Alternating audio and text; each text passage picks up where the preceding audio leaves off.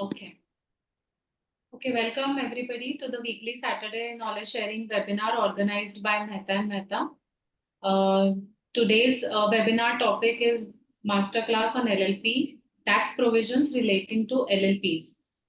We have with us CA Chandan Sadananda, who is a finance consultant at Mehta Mehta. And our panelist for today is CA Nikhil Patel, who is a senior partner with Messrs Kapoor and Parekh Associates. My voice is not audible. Ma'am, you're audible. Am I audible? Yes, you're audible. Okay. So to introduce our panelists for today, CA Nikhil Patel. Next slide. Mr. Nikhil Patel is a fellow member of the Institute of Company Secretaries of India and is also a practicing chartered accountant since April 1985. He is a proprietor of Messrs Nikhil Patel and Associates Chartered Accountants and is also a partner in Kapoor and Parekh Associates and SS Kapoor and Company Chartered Accountants. He specializes in areas of accounting and tax, auditing, direct tax, merger, financial management, and regulatory framework. He is also a member of Bombay Chartered Accountants Society, Chamber of Income Tax Consultants, International Fiscal Association India, chapter, and is associated with charitable trusts and social organization that is Dharti Parivar, Aim for Seva, Shri Vishweshwar Trust. He is a member of Accounts and Auditing Committee of Bombay Chartered Accountants Society. We welcome you, sir, for today's webinar. Our other panelists are Professor Bala, sir, who everybody is very well aware of. So he'll be taking ahead the webinar from now. And I would also request the panelists to speak a few words before Chandan takes over for today's webinar.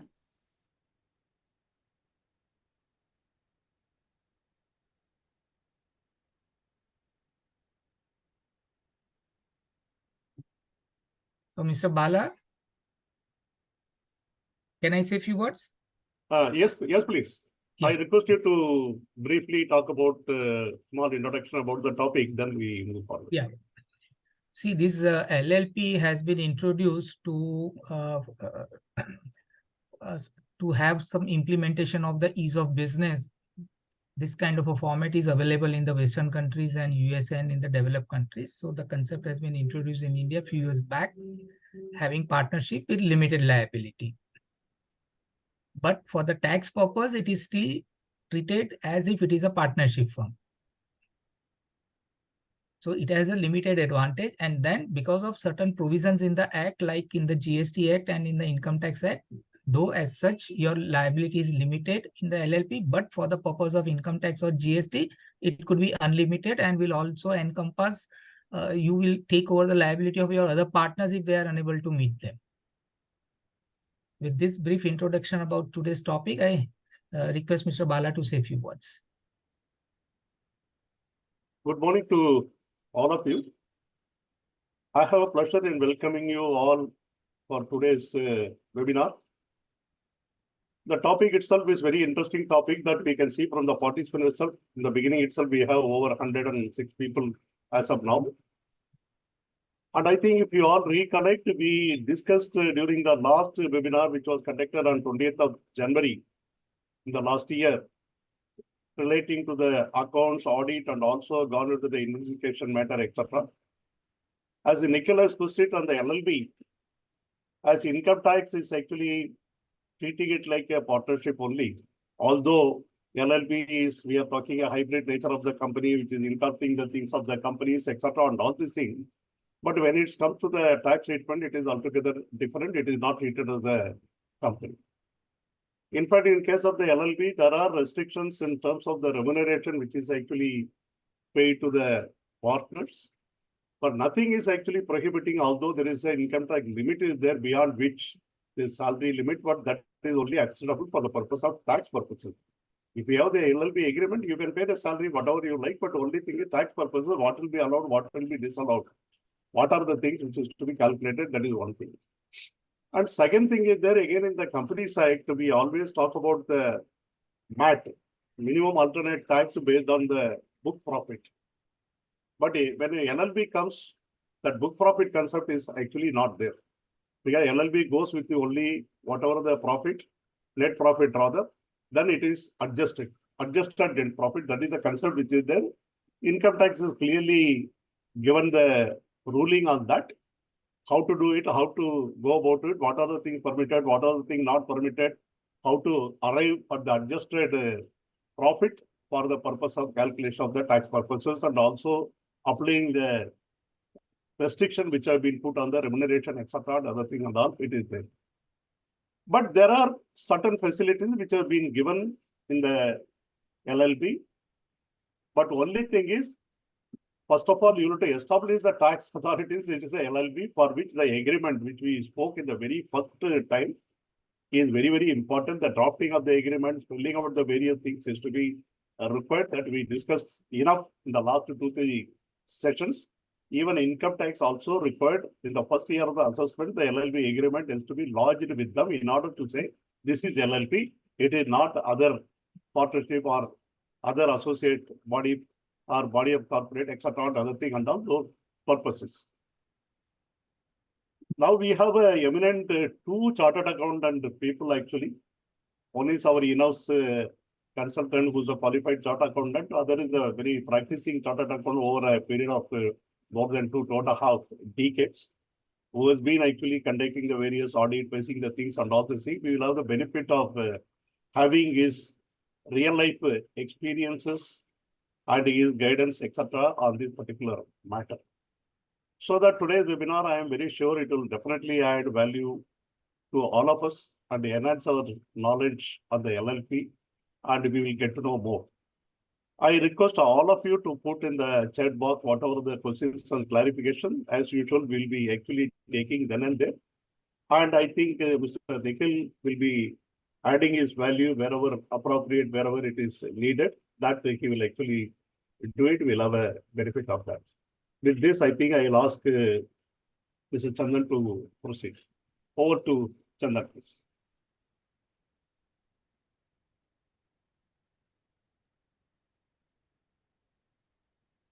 Good morning, everyone. I welcome everyone for this webinar masterclass on LLP-IV, that is tax provisions relating to LLP. In this particular webinar, we'll try to go through the specific and general tax provisions related to LLP. Now let us go through the presentation deck of our webinar.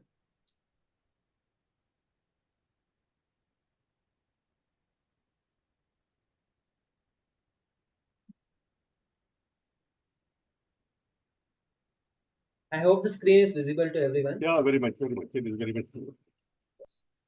First and foremost thing we need to understand when it comes to tax provisions relating to LLP is the treatment of LLP as per the Income Tax Act 1961. That is, whether the LLP is treated in par with the corporate, or whether the LLP is treated in par with the partnership firm, or is there a separate treatment for LLPs as per Income Tax Act 1961.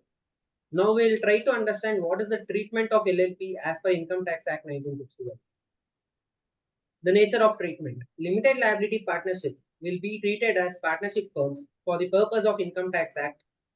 For the purpose of income tax as per the Income Tax Act 1961. That is, LLP would always be treated in par with the partnership firms, AOPs, BOIs for the purpose of income tax in all the IT related matters. That is, LLP, though it constitutes majority of the corporate portion when it comes to the nature of organization or the nature of formation, but as per the Income Tax Act 1961, the treatment of LLP is always at par with the partnership firms. Now let us understand the taxability of LLPs. The profit whichever the LLP earns, suppose there is an ABC LLP with the members of A, B and C, if at all they run a business and they earn a profit of somewhere around 10 lakhs, the profit would be taxed in the hands of LLP, that is ABC and Co, or ABC Limited or ABC LLP, whatever it is, and not in the individual hands of A, B and C as a member. And that is, if at all there is a profit, if at all there is a loss, the whole of this taxability comes in the hands of LLP and not in the hands of members. Now, since we have understood the nature of treatment of LLP and also the taxability of LLP, we will first understand the basic requirement, that is the tax rates which is effective as per the date for the LLPs as per the Income Tax Act 1961. That is, whatever the income earned by an LLP is always taxed at a flat rate of 30% with an education cess of 4% mandated all over. There is also a concept of surcharge for LLP. The surcharge is charged at the 12% of net total taxable income if it is greater than 1 crore. Suppose we'll take an example to understand this in a better way. Suppose let us assume for a minute that there is a ABC LLP which has earned a net total taxable income of 1 crore rupees. So the basic tax rate would be 30%. That is 30% of 1 crore rupees, that would be 30 lakh rupees. Plus surcharge of 12% on the basic tax, that is 12% on 30 lakhs. So 12% on 30 lakhs would be 3,60,000. So the total tax liability would be 33,60,000, above which there is a 4% of education cess which is mandated. So this is a brief about the rates of tax that is existent in force for LLPs. Now let us move on to our next slide to understand whether the MAT and whether the alternate minimum tax is applicable for LLPs. That is, whether minimum alternate tax under section 115 JB and alternate minimum tax under section 115 JC would be applicable for an LLP. As we all know, MAT is applicable for corporate entities. Let us first understand the basic purpose of bringing in MAT provisions in the Income Tax Act 1961. There were times wherein the companies used to pay the dividends. The companies used to claim so many exemptions so that they used to reduce their bare minimum tax liabilities. This concept of minimum alternate tax with 15 additional adjustments and 14 reduced adjustments, the total of 29 adjustments to the book profit was brought in so that each and every company would pay the bare minimum tax liability in the year in which they earn the income. So let us understand whether the corporate profile which was considered while formulating the minimum alternate tax is also applicable for LLP.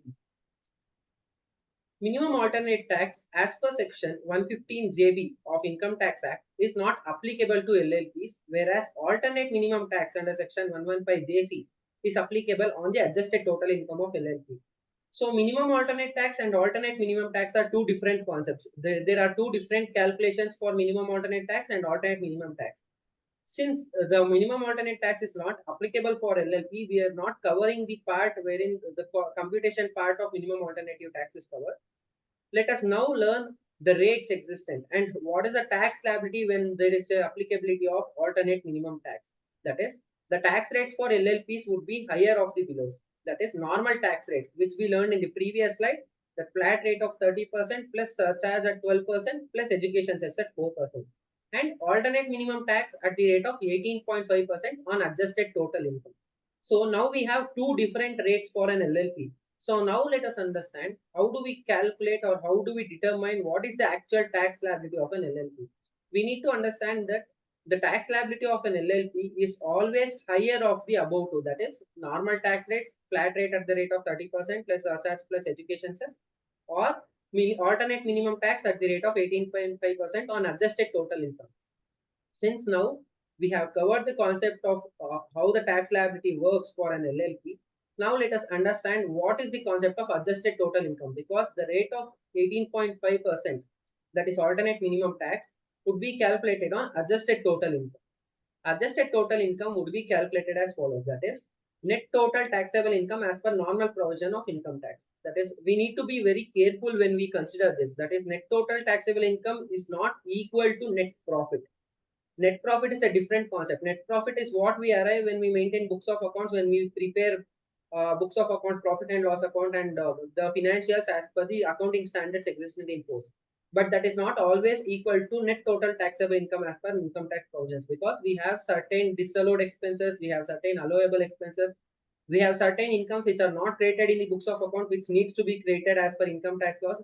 So after making all these adjustments, we arrive at a thing called net total taxable income as per income tax provisions. Now to this net total taxable income, we need to add three things. That is section 10AA deductions, SEZ deductions. As we all are aware, SEZ units or SEZ development units, whenever there is an organization that is being situated in an SEZ unit, we get certain tax holidays, that is certain tax benefits up to 100% of profit to be claimed exempt for the first 5 years. We have certain exemptions prescribed under section 10AA. If at all an LLP is claiming such kind of deductions, we need to add back those deductions. And depreciation under section 35 AD. As we majority of us know, 35 AD is a section that covers specified business. There is a deduction given for specified business. There are somewhere around 20-22 businesses which are specified as per Income Tax Act. So any depreciation that we are claiming over and above the normal depreciation as per Income Tax Act under section 35 AD, we need to add back those depreciation. And income related chapter 6A deductions. There are very few income related chapter 6A deductions, as we know, that is 80 TTA, section 80 TTA, that is fixed deposits, or 80 TTB, that is post office savings deposit. If at all we are claiming any income related chapter 6A deductions, we need to add back. After doing this, we arrive at a figure called adjusted total income. And on the adjusted total income, we need to calculate 18.5%. Now let us understand this with an example. Let us, for a moment, let us understand that net total taxable income as per income tax provision to be 10 lakhs. So our normal tax rates and the normal tax liability would be 30%, as it does not exceed 1 crore, there is no surcharge. So 30% of which would be 3 lakhs plus 4%, that would be 12,000. That is 3,12,000 would be our normal tax liability as per normal tax provisions. Now let us understand how alternate minimum taxation works. Since we have understood 3,12,000 would be our normal tax liability, now our net total taxable income is 10 lakhs. Suppose we, for a moment, we'll take an example that section 10AA deductions would be to be 0. Because if at all there is a SEZ unit, we cannot assume it to be that an SEZ unit is earning only a profit up to rupees 10 lakh. So to be hypothetical, we can claim the depreciation under section 35 AD to be 2 lakhs and income related chapter 6A deductions to be 1 lakh. So our adjusted total income would be 13 lakhs. 18.5% on 13 lakhs would come, let us assume it to be somewhere around 2.5 lakhs. So now we have to compare this alternate minimum tax along with the normal tax rates, that is 3,12,000 and 2,50,000. And our tax liability would be whichever is higher, that is normal tax rates, that is 3,12,000. I hope we have understood how alternate minimum tax would be applicable. Now let us move on to the next slide, that is deductions available to LLPs.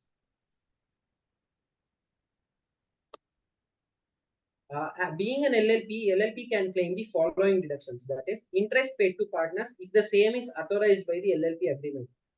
LLP agreement is one crucial part when it comes to the parts of Income Tax Act, because once the LLP agreement is formed and once we are liable for the income tax returns, in our first assessment year, we might need to file the LLP agreement, which we will see in the upcoming slides of this presentation. So if at all there is any apparent mistakes, or if at all there is any apparent errors in the LLP agreement, we might keep on need to revise the LLP agreement, which would again turn into reconstitution of the firm. So LLP agreement plays a very crucial role. So interest paid to partners if the same is authorized by the LLP agreement. Suppose there are A, B, and C are as a partners to the LLP. Suppose C is bringing in a capital who is a sleeping partner, and for the capital he is being paid an interest at 18% per annum as per the LLP agreement. If at all there is no point that is guiding as per the LLP agreement that the interest can be paid to Mr. C, then the same would not be allowed as per Income Tax Act. Let us understand the limitations for the interest paid in the upcoming slides of the presentation. As of now, we need to understand that interest paid to partners would be allowed as per the Income Tax Act only and only if it is authorized by the LLP agreement. Let us move to the next point, that is salary, bonus, commission or remuneration by whatever name called paid to a working partner will be allowed subject to section 40 subsection B regulations. Section 40 subsection B is a very big concept which we learn in the upcoming slides. As of now, we need to understand that whatever the payment that we make to a working partner, whether it is salary, bonus, commission or by whatever the name that we call, would be allowed only if it is paid to a working partner and not if it is paid to a sleeping partner. No deductions for remuneration paid to sleeping partner. As we all understood that the remuneration would be allowed as per Income Tax Act as a deduction only if it is paid to the working partner and not to the sleeping partner. Other expenses and overheads based on the normal provisions of Income Tax Act 1961. The above three deductions which we spoke right now was specific deductions relating to LLP. Apart from this, we get general deductions, that is maybe the actual business expenses, the purchases, with respect to the normal income tax provisions, which we learn in the sections of profits and gains of business and profession.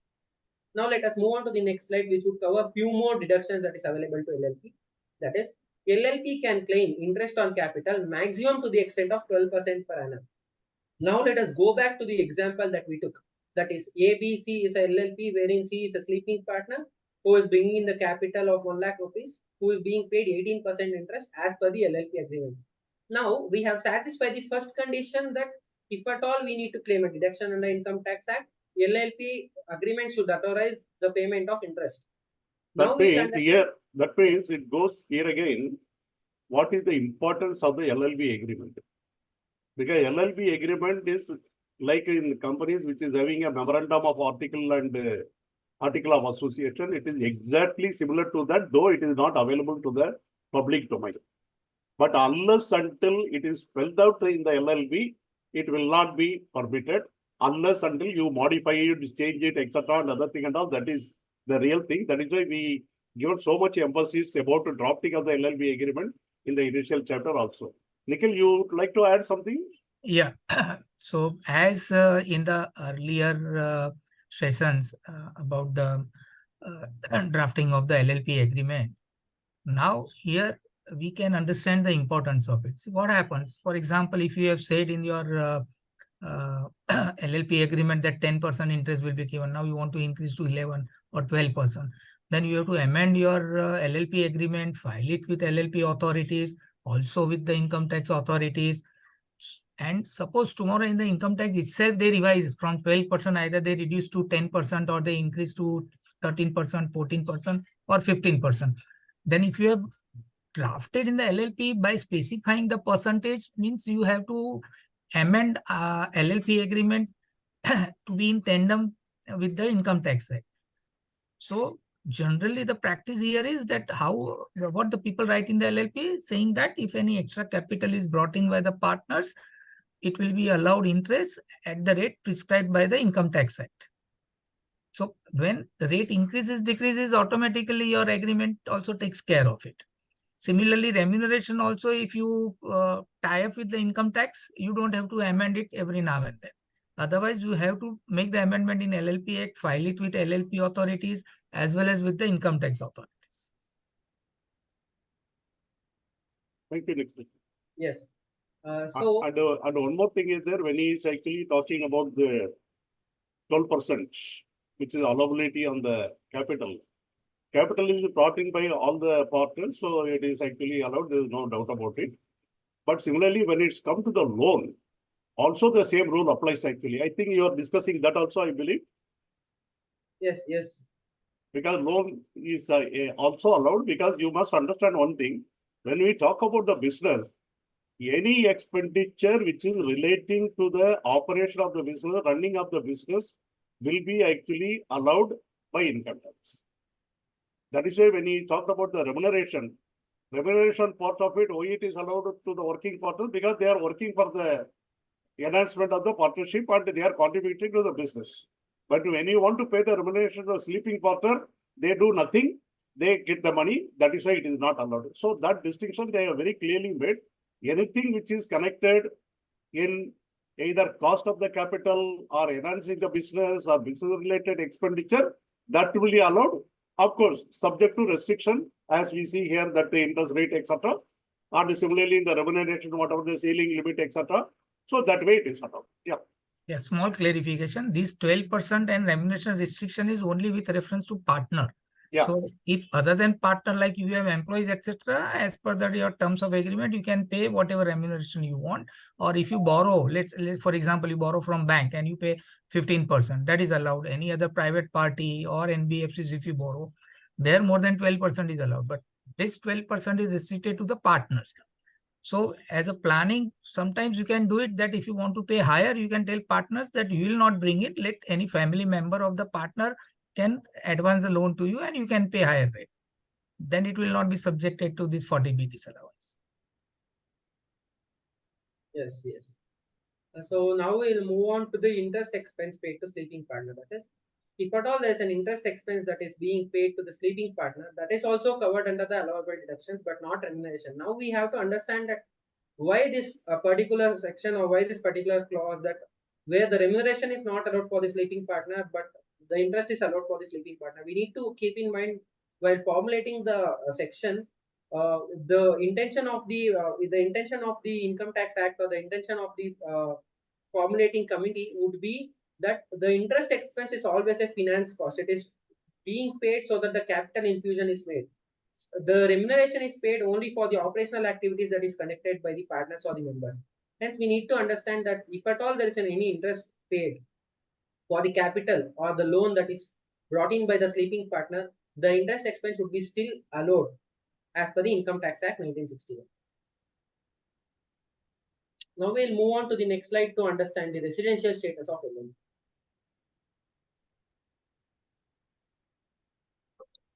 Residential status of LLP. Any partnership firm or LLP can be resident or non-resident based on the control and management. Now we'll see it in a different way. Suppose if it is a corporate, we have certain elaborated definitions for corporate residential status, that is place of effective management. When it comes to individual, we have something called as whether he's a resident, whether he's a resident and not ordinarily resident, whether he's non-resident. We have that 182 days rule, as we all are aware. But the residential status of LLP is depicted in a very different way. That is, an LLP would be considered to be a resident LLP if the control and management is wholly or partly in India, and LLP would be considered to be a non-resident if the control and management is wholly outside India. Now, with elaboration with respect to this particular provision as per the Income Tax Act 1961, we need to understand that how do we actually decide whether the control and management is wholly or partly in India? It's a very crucial part because the whole taxability of all the incomes in the hands of LLP decides on the residential status. Because as a resident, global income would be taxable, but as a non-resident, only those incomes which are earned in India or which are received in India would be taxable. So, how do we actually decide whether the control and management is happening in India?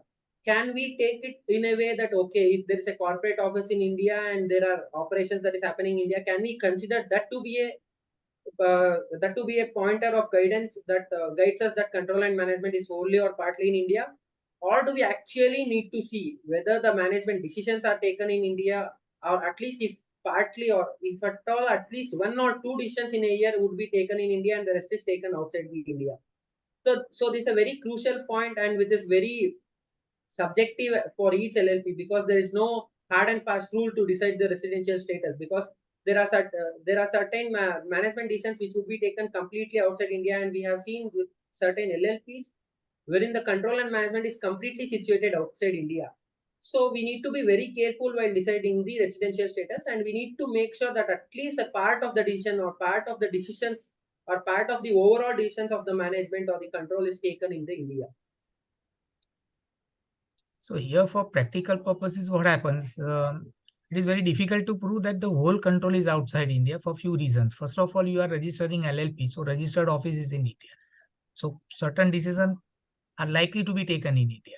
So the moment part decision is taken in India, you become resident. So to prove that you are resident is easy, but to prove that you are non-resident is quite difficult. And unlike individual, in the case of LLP, either you are resident or not resident. It's not that you are resident but not ordinary resident. That category is not applicable to LLP. Yes. So now we'll move on to understand certain conditions laid out in the Income Tax Act 1961 to be assessed as a partnership firm or an LLP. That is, as per section 184, there are 2 conditions prescribed. That is, 1, partnership deed or LLP agreement in writing. As we all are aware, partnership deed can be oral or written, because as per Contract Tax 1872, oral agreements are also considered to be a valid agreements. Hence, Partnership Act does not prescribe written agreement to be a mandatory agreement if at all a partnership has to exist. But for LLP, for obvious reasons, we have LLP agreement that is mandatory to formulate an LLP. But even though there is two different legislations guiding LLP and partnership firm, but as per Income Tax Act, if at all we need to be assessed as a firm, there should be partnership deed or LLP agreement that is in writing. And share of each partner is specified in the agreement, manner or basis of profit sharing. That is, it is not clearly evident. It is clearly evident that the Income Tax Act is not prescribing for us to depict the ratios in the LLP agreement or depict the share of profit in the partnership agreement. It is at least asking us to depict the way in which the profit would be shared, whether it is on the basis of capital infused or whether it is on the basis of ratios, equal ratios, or whether it is 1/3, whether it is 1/4 of the profit sharing ratio. And we should also understand that profit sharing ratio is not equal to the loss sharing ratio. Loss sharing ratio could be one person would be taking the liability of all the losses, and other people would be authorized only to take the profits. So we need to understand that at least the manner or basis of profit sharing would be depicted in the LLP agreement. So after these two, we need to understand that suppose in financial year 23-24, we are formulating an LLP, we are registering an LLP. So our first assessment year would be 2024-25, wherein we will be filing our first return of income. So whenever we are filing our first return of income as an LLP, we need to provide them the copy of deed certified by all the partners or members of LLP along with the return of income. And whenever there is a change in the constitution, whether there is a change in profit sharing ratio or whether there are any admissions or whether there are any retirements in the members of LLP or a partnership firm, then there arises another requirement while filing the return of income, that is attaching the certified copy of revised deed along with the return of income in the year of change. That is, suppose we have registered an LLP in 2023-24, we have filed a certified copy of deed in 2024-25 assessment year. And suppose in 2024-25 financial year, there is a reconstitution or change in the profit sharing ratio. That amounts to reconstitution. Then again in the assessment year 2025-26, we need to provide them the certified copy of deed. This is how the income tax works.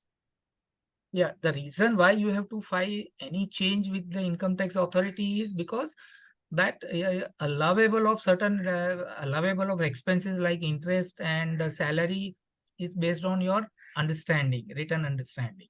That's why. And secondly, if you change your profit sharing ratios or other things, it will have some implications on taxability, as we'll be seeing, as we'll see it in the subsequent slides. So that's why it is very important that because you are registered with LLP, though you are filing changes with LLP authorities, at the same time, there is a need to file it with income tax authorities also. Yes. Yeah, please, Chandan, carry on. Yeah.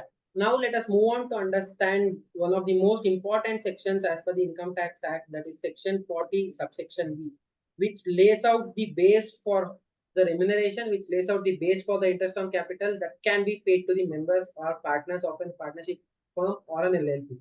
Now let us understand. See, as an LLP, as a persons who are owning the business, as a person who are managing or running the business, there is no rule that so and so amount only can be paid out of the business profits.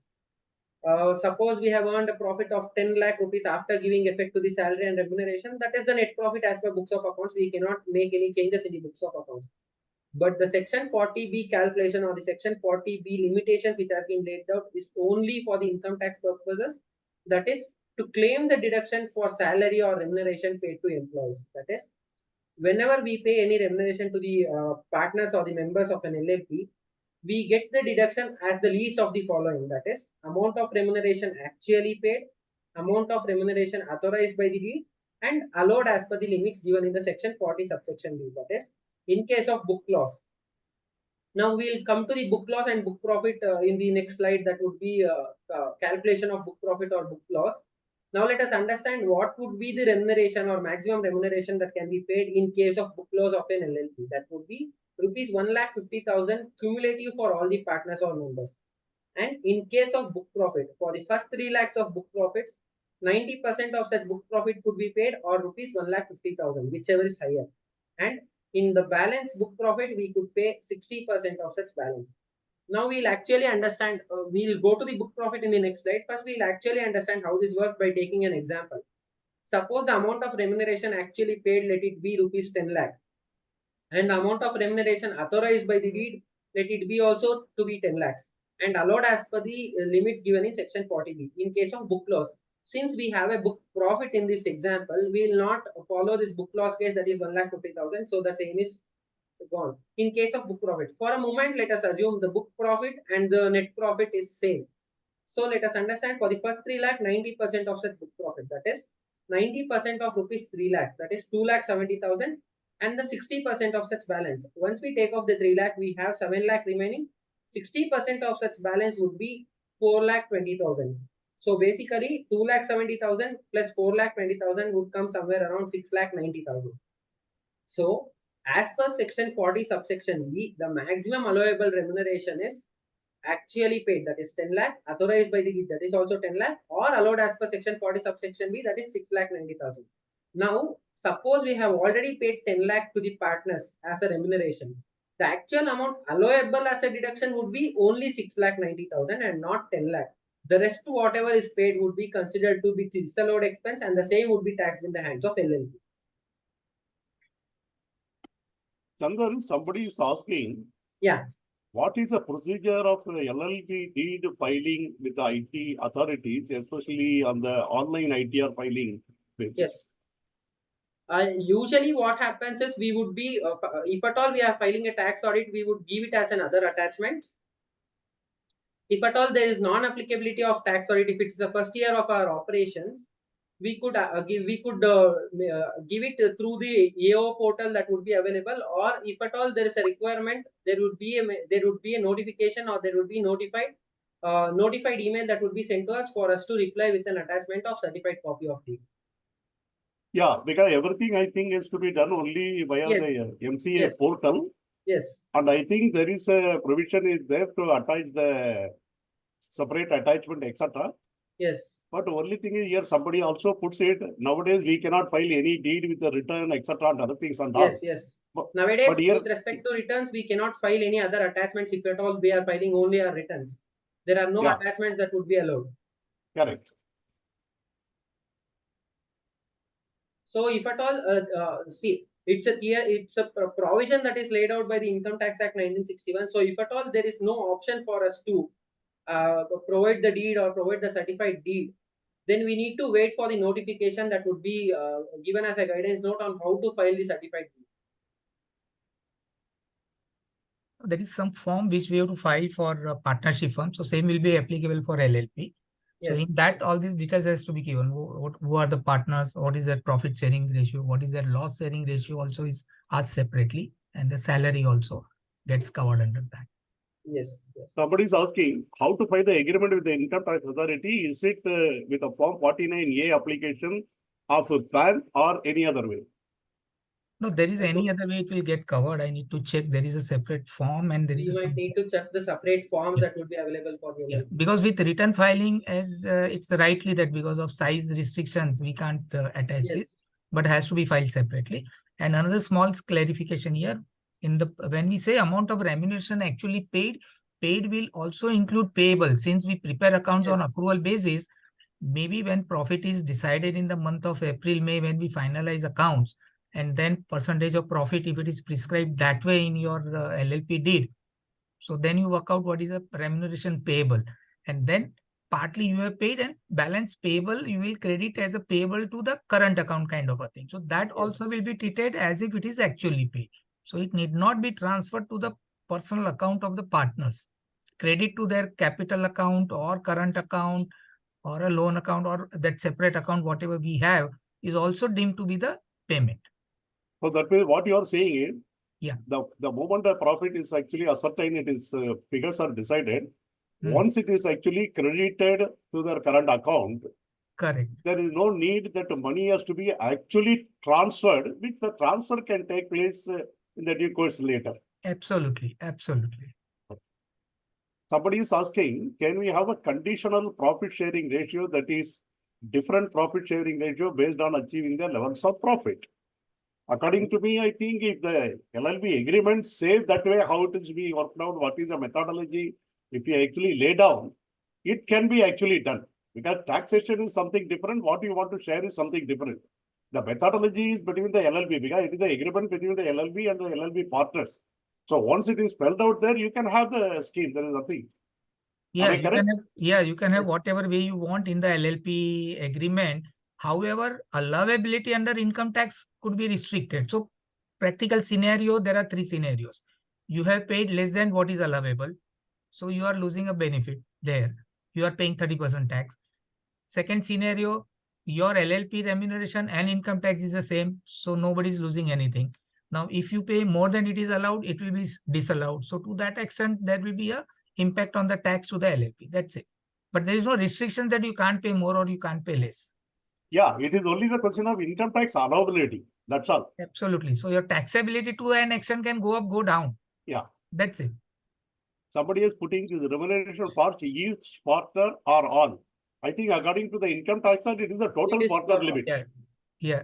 You It's not apportion accumulative whatever you want. They are not going to ask what way you are apportioning it or something like that. Somebody may Absolutely. get paid more, somebody may get paid less. It is up to you as per your agreement or arrangement what you have.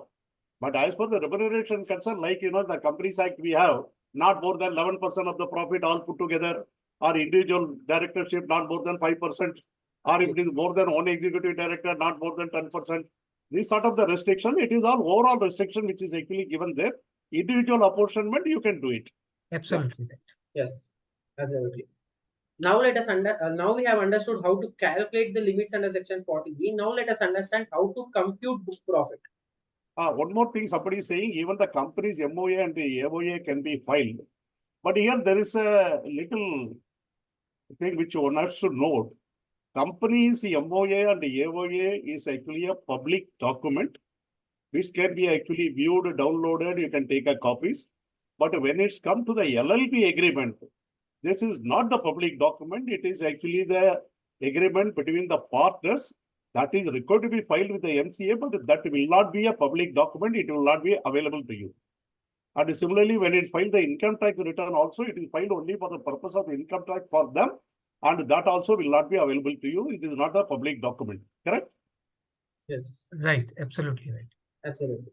What is the tax rate applicable on the LLP? I think it was discussed in the first slide. If you missed out, you can go back and see in the recorded version. It is already discussed in the beginning of the slide itself. Now, in one of the query, it's mentioned that in LLP agreement, specific or maximum remuneration needs to be mentioned. See, if you mention that minimum will be so much or maximum so much, but then when you draw your account, how would you know how much you have to pay? So that means every year you have to amend saying that for the financial year 22-23, this will be the remuneration.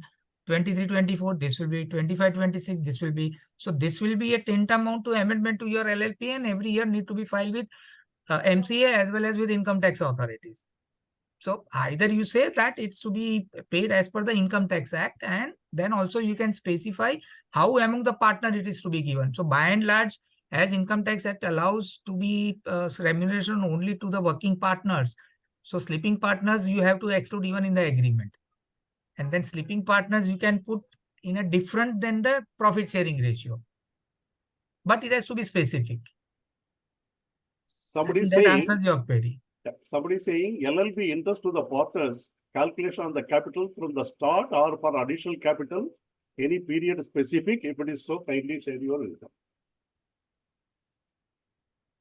The share of it is basically how the interest is calculated, whether it is on the closing capital or whether it is on the opening capital or whether it is on the outstanding balance. Is what is the question, I think.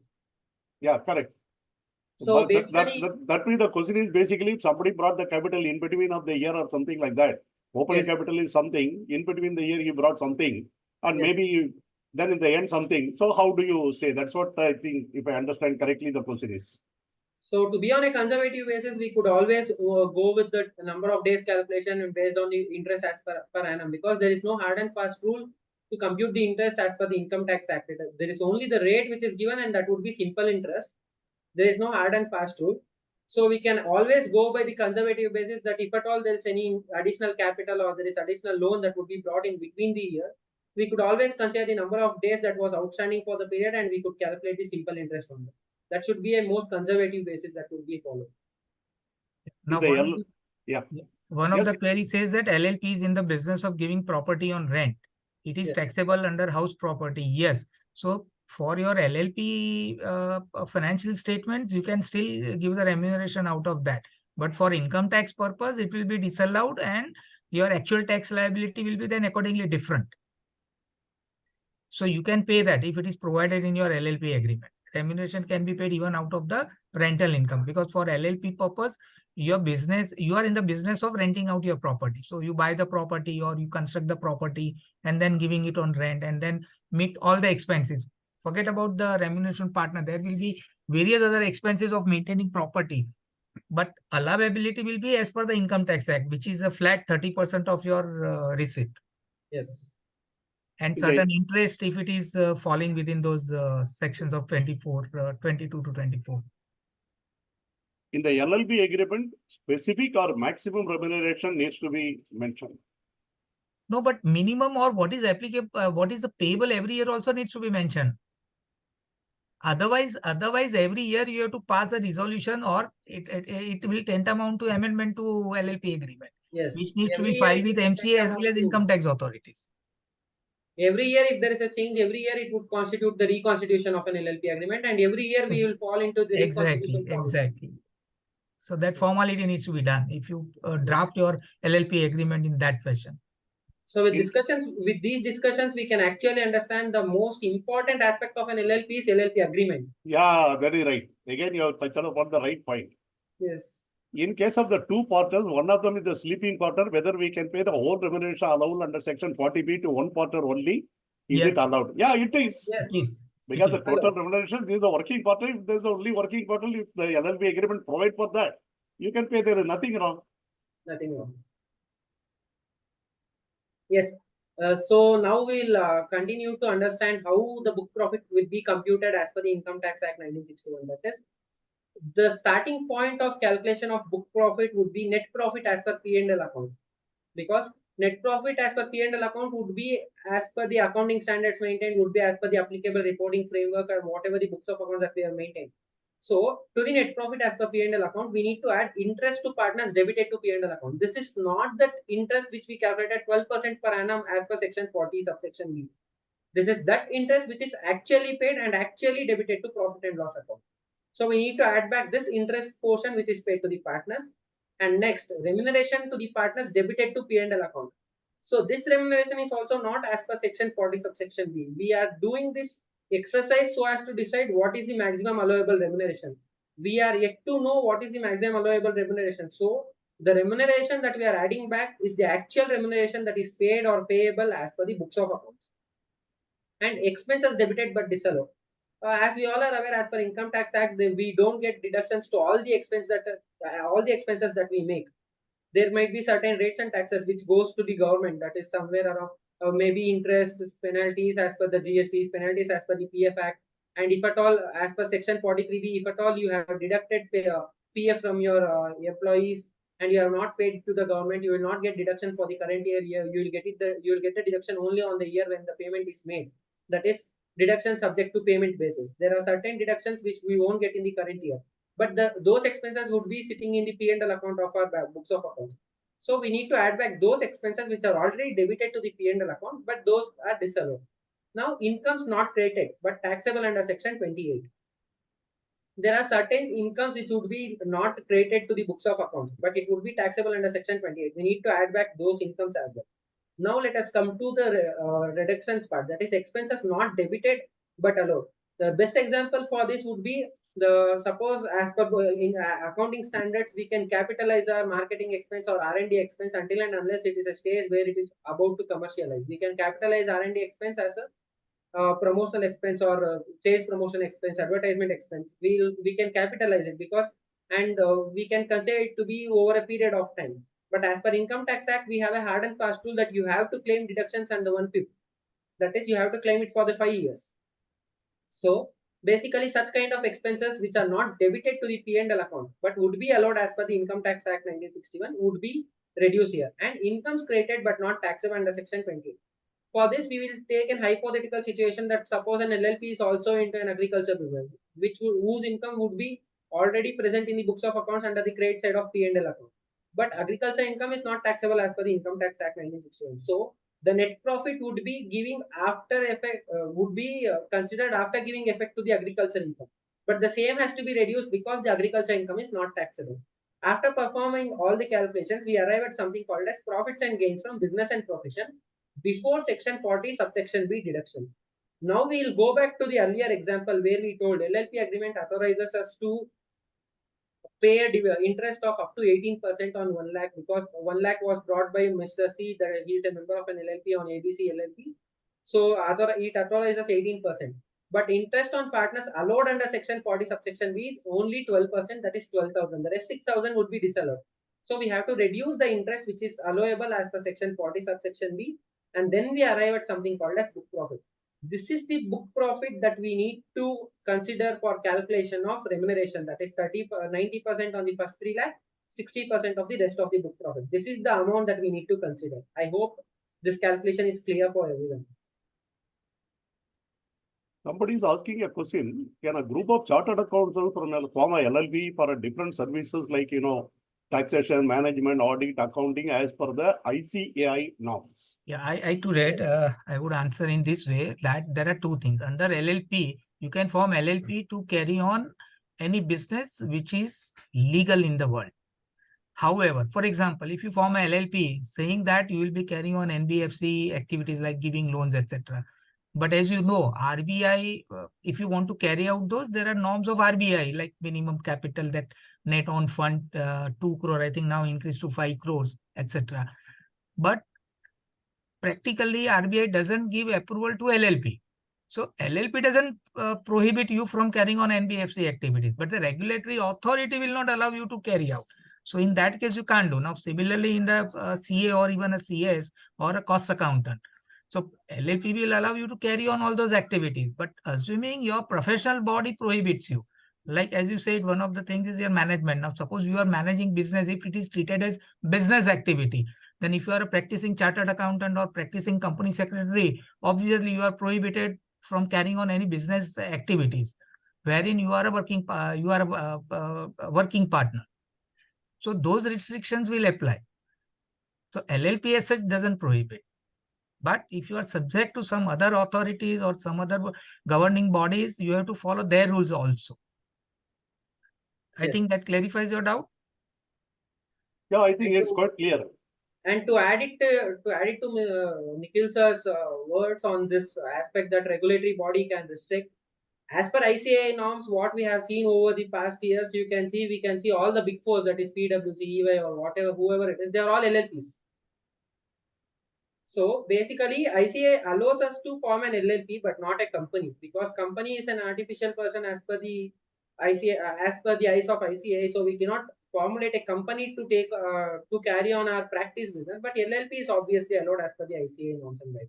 Yeah, to further explain, earlier CA or CS can be partner only with CA and CS only. Yes. But now those interpersonal skill is allowed by all these bodies, ICASI as well as ICAI. So all the three institutes. Exactly. So now you can have a partnership, CA plus CS plus cost accountant, to carry out the respective services. But however, all these bodies prohibit you from carrying on business which is not related to the activity of a CS or CA.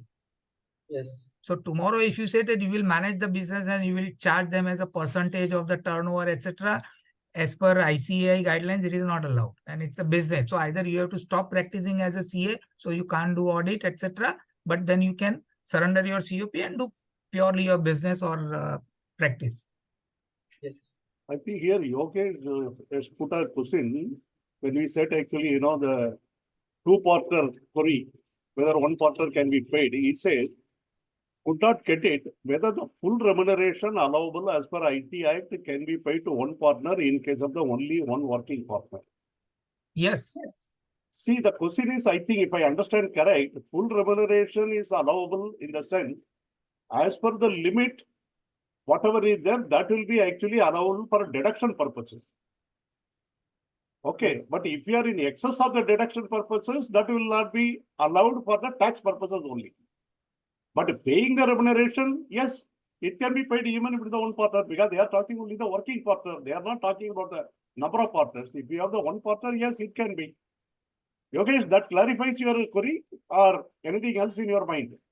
And yes, sorry to interrupt, and to add to Balakrishnan's words, The same would be explained in the further slides how the taxability happens when the whole of allocable remuneration is allocated to single person or is it shared between two persons. Okay. Because okay. we have a separate slide how the taxability of individual members happen when there is a share of remuneration. Okay. Okay.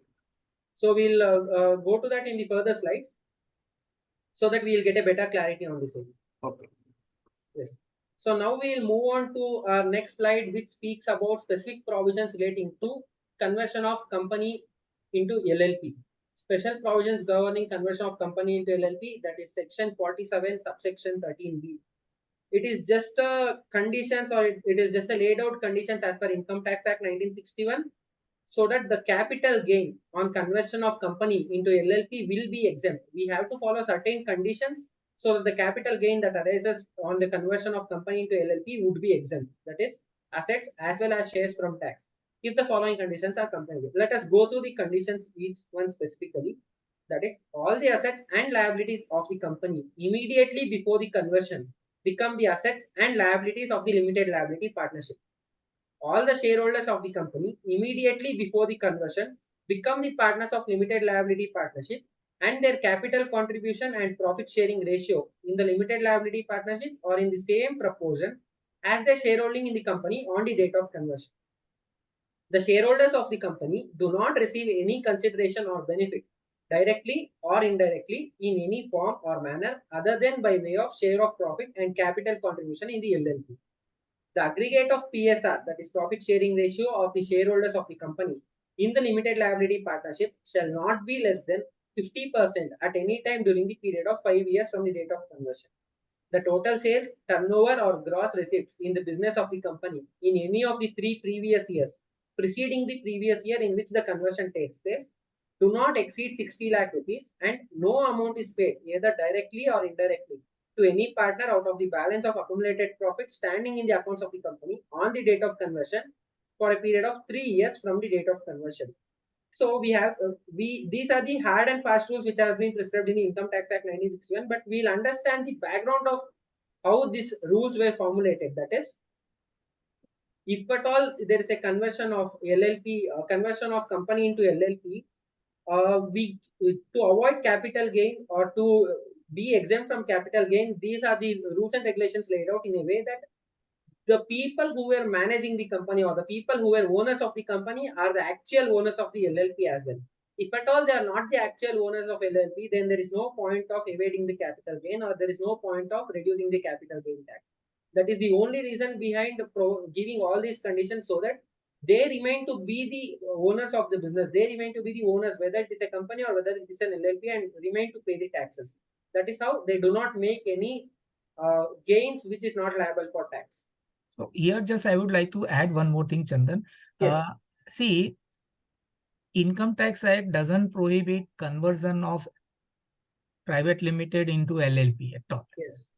You can convert irrespective of meeting this condition, but in that case, tax liability will arise. Only if you want non-tax liability conversion, then these conditions have to be fulfilled.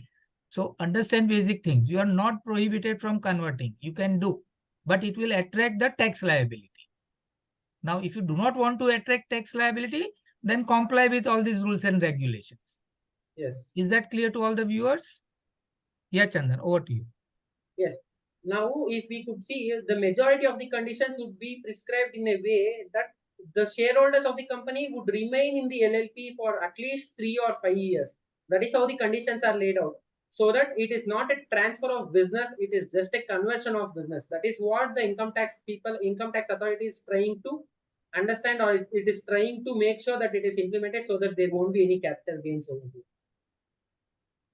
So now, since we have understood the conversion of provisions relating to conversion of company into LLP, out of which the procedural aspects of conversion of company into LLP will be taken in the next webinar, that is taken on the next Saturday. So the procedural aspects are being taken care in the next webinar. We are just looking after the tax implications or the tax provisions relating to conversion of company into LLP. So now let's move on to our next slide, which speaks about presumptive taxation and liabilities of the partners.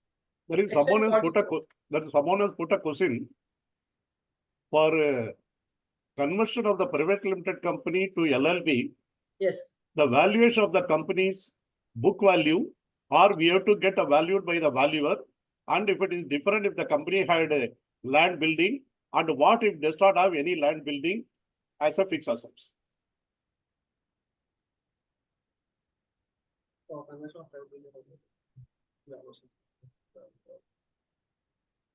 See, usually how it happens is the book values would be taken over and only the nature of organization is changed over here. It is complete assets and liabilities would be converted from company to the LLP.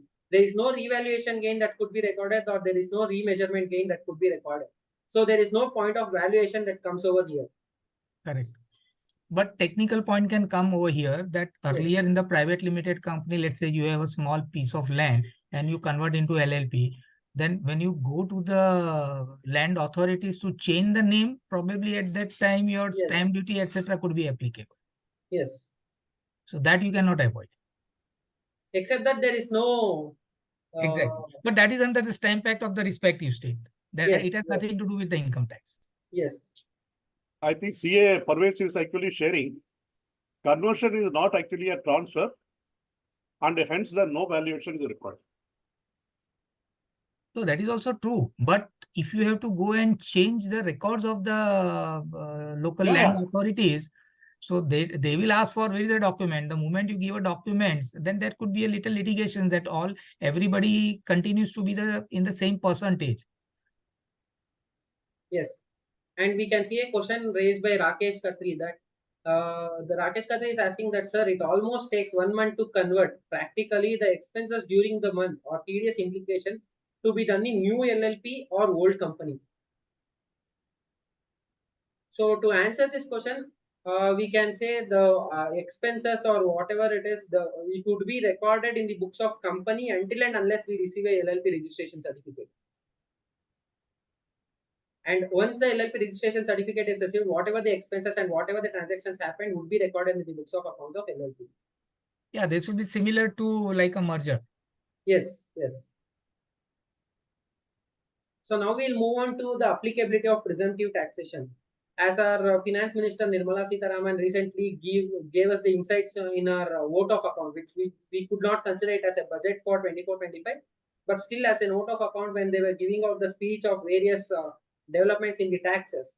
They told the increase in the threshold limit for section 4480, that is presumptive taxations, we are helping the small businesses. That is up to 2 crore turnover. If we are running if our turnover is less than or equal to 2 crore turnover, we can declare 8% as our profits if there are cash transactions, and if their transactions are completely in the bank, then we can declare 6% as our profits. So to add here, all those benefits that which we are getting in the presumptive taxation would not be available for LLP. This is the only section in the Income Tax Act where the LLP is treated in a different way when compared to the firms. In all the other places, LLP is always treated at par with the firms. The LLP is not treated with the par with firms only on this section, that is section 4480, that is presumptive taxation is not available for LLP. And now we'll move on to the liabilities of partners, liabilities section of the LLP, that is liabilities of partners as per section 188A. As we all know, the main reason behind the formulating an LLP instead of a partnership firm is to limit the liability of the partners. But the ideal point when it comes to income taxes with regards to any tax, interest, penalty, or any other sum payable under the Act, partners are jointly and severally liable. That is, there is no condition that only a designated partner would be liable for the acts done, or only a partner who is responsible for the act to be done would be liable. Here, when it comes to the matters of income tax, all the partners are jointly and severally liable. And liability of a deceased partner or member can be recovered from their legal heir or legal representative, restricted to the value of estate inherited by the legal representative. Suppose there is a partner who is deceased in the financial year 23-24. If at all if there is any liability which is receivable from him, we can still receive it. We can claim it from their inherited members only to the extent that the value is being disseminated to the inherited partner or the inherited member of the family. So this provision to an extent is also applicable to private limited companies also. Yes. That if they default, then they can recover from any directors. Yes, yes. So now we'll move on to the next slide, that is Chandan, liabilities there are some questions. Yes. Yeah, I was just What would reading. happen with all the registration in the name of the company as Yes. LLB and company are being a two different person in the IFs or law? Do the registration under GST, PAN, TAN, etc. will have to be surrendered, and the new Yes. registration has to be secured in the name of the LLP. Yes. Absolutely correct, because that will not be valid, because these are all the non-transferable documents, because the entity is totally different. So once this happens, you have to surrender all these things, and you have to actually obtain the new one for the new entity. That is very clear. That is what it is required in the other Absolutely. regulations. Even To if put you it in have a some simpler way- trademark, IPR, even that needs to be transferred from private limited to LLP. Yes. And whatever charges of those needs to be paid. In And- case of the conversion, if any of one condition of 60 lakh turnover is not fulfilled, what is the status of reserve, whether it is taxable in the hands of the LLB or the company? Company has to pay capital gain tax.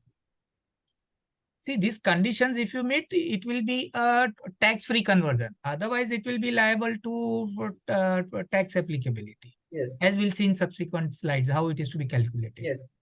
Stamp duty is applicable on the conveyance deed is not applicable, except the stamp duty applicable to the simple agreement. That is in Gujarat, it is ₹300. And sub-registrar of assurance is under the obligation to get registered property. 1 minute. Sub-registrar is assurance under the obligation to get the property which were the same of the LLB in the name of the company by applying the stamp duty applicable on simple agreement. So stamp duty is a state subject. So depending on the state, suppose LLP has two properties in two different states, and if they have different rules, needs to be followed. Not only that, if you have a tenanted property in the name of private limited, if you convert into LLP, I don't know, under those things it's to be needs. Otherwise, the landlord will say, you surrender, I am not ready to give you the tenancy in the LLP. You may lose your tenancy rights also. So these are all different act and subject to the rules of those act. Correct. Because we are discussing here only the income tax and taxability concern is done. Yes, only when we are talking about the other regulations, whatever is there, it has to comply. As Nikhil puts it correctly, the stamp duty is actually the state subject. Different states are regulating the stamp duty. So whatever applicable in the particular state, one has to actually follow. Yeah, like said, you have GST, you have new PAN number, you have a new PF number. Wherever name changes, all those things will automatically. Your bank account needs to be closed and open in the name of LLP. Yes. It will be a different. Yeah, that is right. So depending on the type of assets, liabilities you have to undergo those changes. If the conditions prescribed in the section 47 are not followed for conversion of the company to LLB, then how will you calculate the tax and where to report such in the ITR? Next slide covers it. Okay. Yes. So to put it in a simpler way with respect to the registration question which was raised by someone, we need to understand that once we are getting converted from company to LLP, our whole PAN number changes. And once the PAN changes, all the registration changes. Yeah, then one of the question is, how would you get a refund? Refund, then you can write to the tax authorities that LLP has overtaken or rather got converted from private limited, then they will issue a refund in the name of new entity. Yes. That small procedure can be done, but it is recoverable. It's not that like you have to undergo a long thing like for a stamp duty, etc. It's a simpler thing. By Now name, we it is. move on to Yes. By name, it is a limited liability, but in tax, the liability is unlimited. Yes. Yeah, so even that is in the case of private limited also. Yes. So they pierce the corporate veil and then recover the government dues. New registration takes some time. And in the meantime, how the LLB will function in the absence of these registrations or without them, it cannot function. I think some of the things like when you apply in time from the date of conversion, your GST, etc. should be applicable. So I don't think there is a problem. What about the past assessment of the company and it is losses? I think he's discussing the things in the future slide. This yes, one is in the coming future up slides, actually. we'll come up with those We'll come up to those aspects in the future slides. Yeah. Go ahead.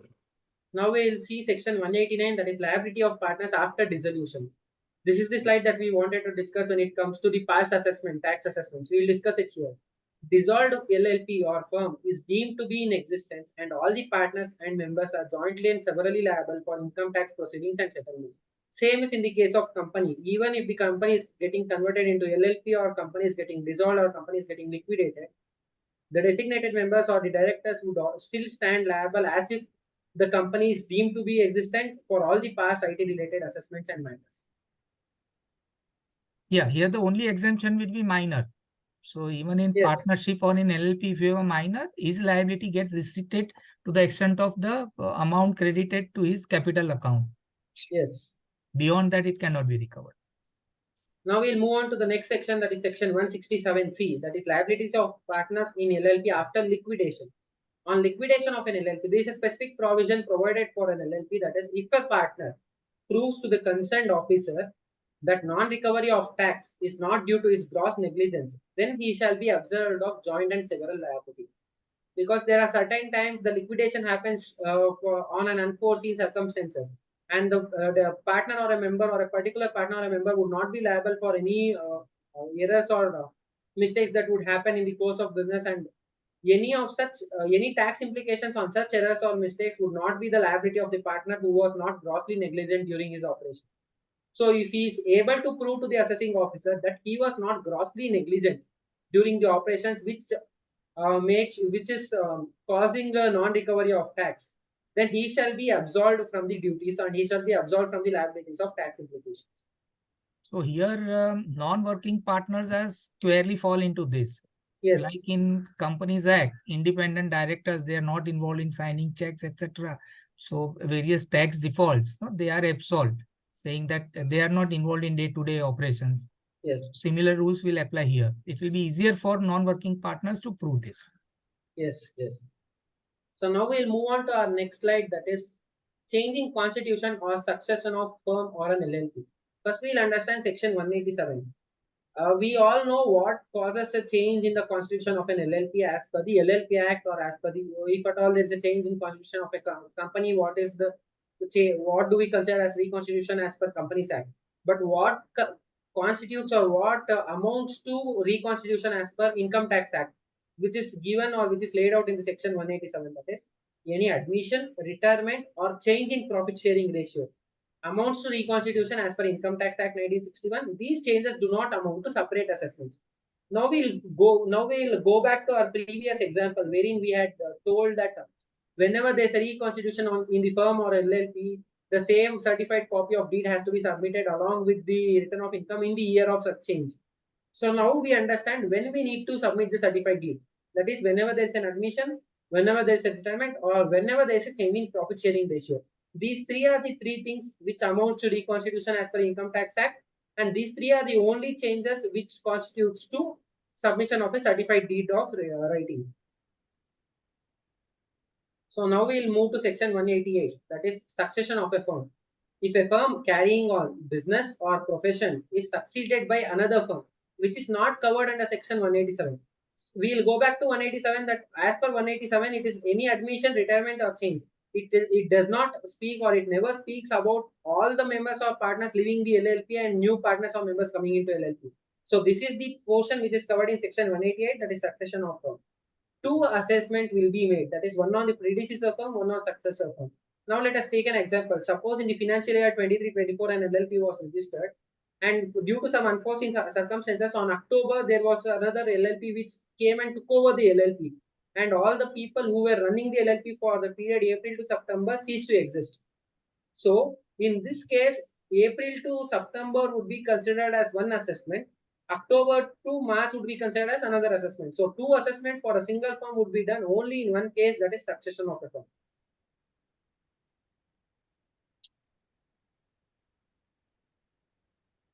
Now let us move on to another topic, that is hot topics with respect to LLPs from assessment year 2022-23. These are two hot topics which are being discussed elaboratively on whichever the platform that we visit, that is section 9B and section 45 subsection 4. So now we'll understand what are the applicabilities and implications of this section 9b and section 45 subsection 4. As we all know, section 45 is the charging section when it comes to capital gain, because 45 is the only section which rules the chargeability of capital gain. Now we'll understand what is the section 45 subsection 4 speaks about. Section 45 subsection 4 majorly covers capital gain during the reconstitution of firm, whereas section 9b covers reconstitution and dissolution of the firm as well.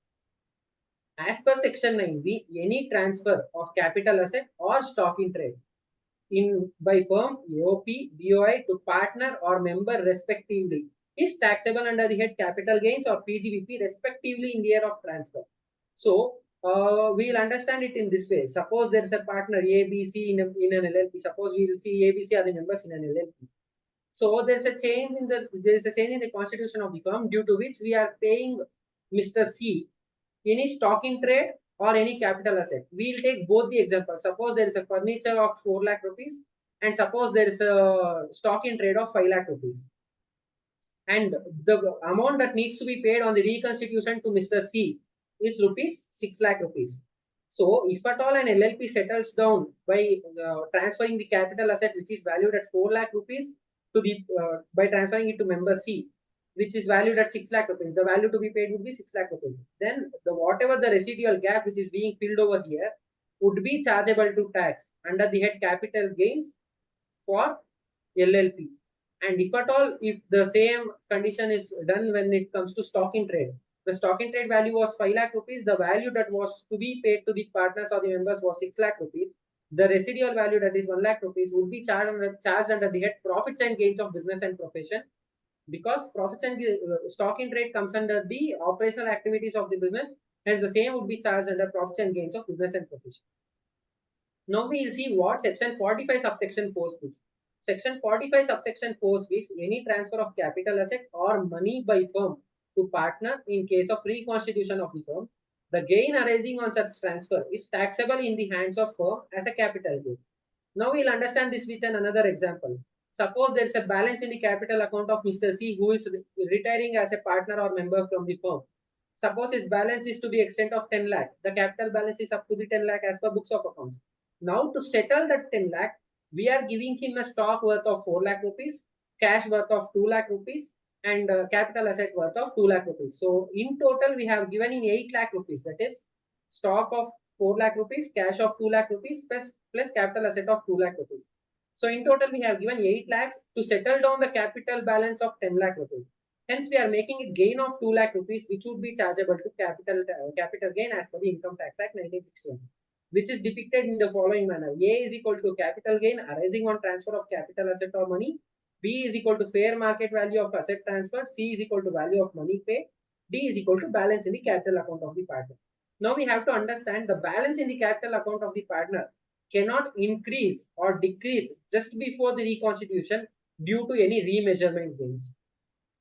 I hope this two hot topics or the hot sections of the Income Tax Act is clear for everyone who is present in the webinar. So here what happens whenever you reconstitute partnership firm, indirectly you take into the higher value of the real estate. If you have, let's say, professional firms, I mean, so we have an office or we have a factory. So when it was acquired, or let's say book value is 10, but market value is 20 or 30. And let's say partner having 25% shares retires. So he will put the value of those real estate higher value and 25% of that he will take it and go. So earlier there were all dispute saying that under the income tax there were dispute, not under the partnership firm. No, now the taxability of LLP is like also partnership firm. They need to be captured, and outgoing partner has to pay the capital gain on that. And that's the reason we have this 9B and 45(4) provisions that it doesn't escape the taxation. Yes, exactly. Absolutely. So it could be a goodwill also, or anything, or any IPR, intangible assets whose value in the books is 0. Yes. Someone is asking, is that anything it could be. Someone is asking, does section 45A apply with all the partners are changed and the new partners takes over the LLP? No, section 45 subsection 4 applies only when there is reconstitution and not dissolution. Whenever there is a dissolution, section 9B applies. Okay. What? Because change, if at all the partners are changed, as we have learned in the previous slides of this session, if at all there are change in all the partners, if all the members of an LLP goes and the new members come in, it does not amount to reconstitution as per section 187. It amounts to succession as per section 188. So whenever there is succession of a firm, it amounts to dissolution and reconstitution, which will be covered in section 9B and not in section 45 subsection 2. Correct. So there will be two assessments, one on the old firm and one on the new firm. Yes. So exactly. old firm obviously is receiving more because they will receive the market value of the net worth. Yes. I mean more than book value. So in that case, firm will be taxable. Yes. And through firm, automatically partners get that share. Yes. What is the necessary steps to get revived where two partners of the LLB, one died and LLB stand dissolved? Now how other partner can get a designate resign from the LLB or still showing is in association with the LLB? You have to meet Mr. Bala. As he said, while drafting, you have to take care of. So in Yes. drafting, you have to say that in case of death, either the family member, one of the family member will immediately replace them. So those wordings are very important so that there is no discontinuation. Yeah, that is why we set a time again. Otherwise, it will be a proprietor and you have to dissolve. Yeah, because that is why we said also in the past also the drafting of the agreement, either in respect of succession, in respect of resignation, in respect of expulsion, and not only that, suppose there's Mr. A and Mrs. A, they are there and Mr. A is actually a partner. He is a very knowledgeable person. And by virtue of the thing, succession can happen after the death of the Mr. A, Mrs. A can actually join. Now the question is, if the members feel, other members feel that Mrs. A is not sufficiently providing the knowledge and they don't want to get admit her, even this situation also you'll have to visualize what should be the alternative. So that is why the drafting of the agreement really become very important in these cases. Absolutely right, sir. Particularly now that LLPs are more so amongst the professionals. Now, I mean, if there are two professionals, you cannot say one professional dies, his wife or son can be taken. So let's say he's not a CS, so he can't become. So all those issues, so it has to be like either he or his nominee should be immediately will succeed so that there is no breakup. Like we have been drafting some deed of the partnership for the chartered accountant firm, because here what happens, you are already auditor to few companies. The moment you become proprietor, your membership, your firm registration number changes, then company again has to pass a resolution, then reappoint appoint you freshly, though same partner is signing earlier as a partner and now having become proprietor, name remains the same, partner's name remains the same. However, the firm registration with Institute of Chartered Accountants changes. So those practical issues comes, and that is where the drafting is really very important. Yeah, you're right actually. Piyush Shah has asked a question that whether assessing officer has the power to give refund in new PAN which was lying in old PAN. To answer this question, I would bring out a Supreme Court ruling which was given in the favor of the assessee, and now which is a most famous ruling which is being extensively used by all the tax practitioners to avoid the cases or to squash the existing cases.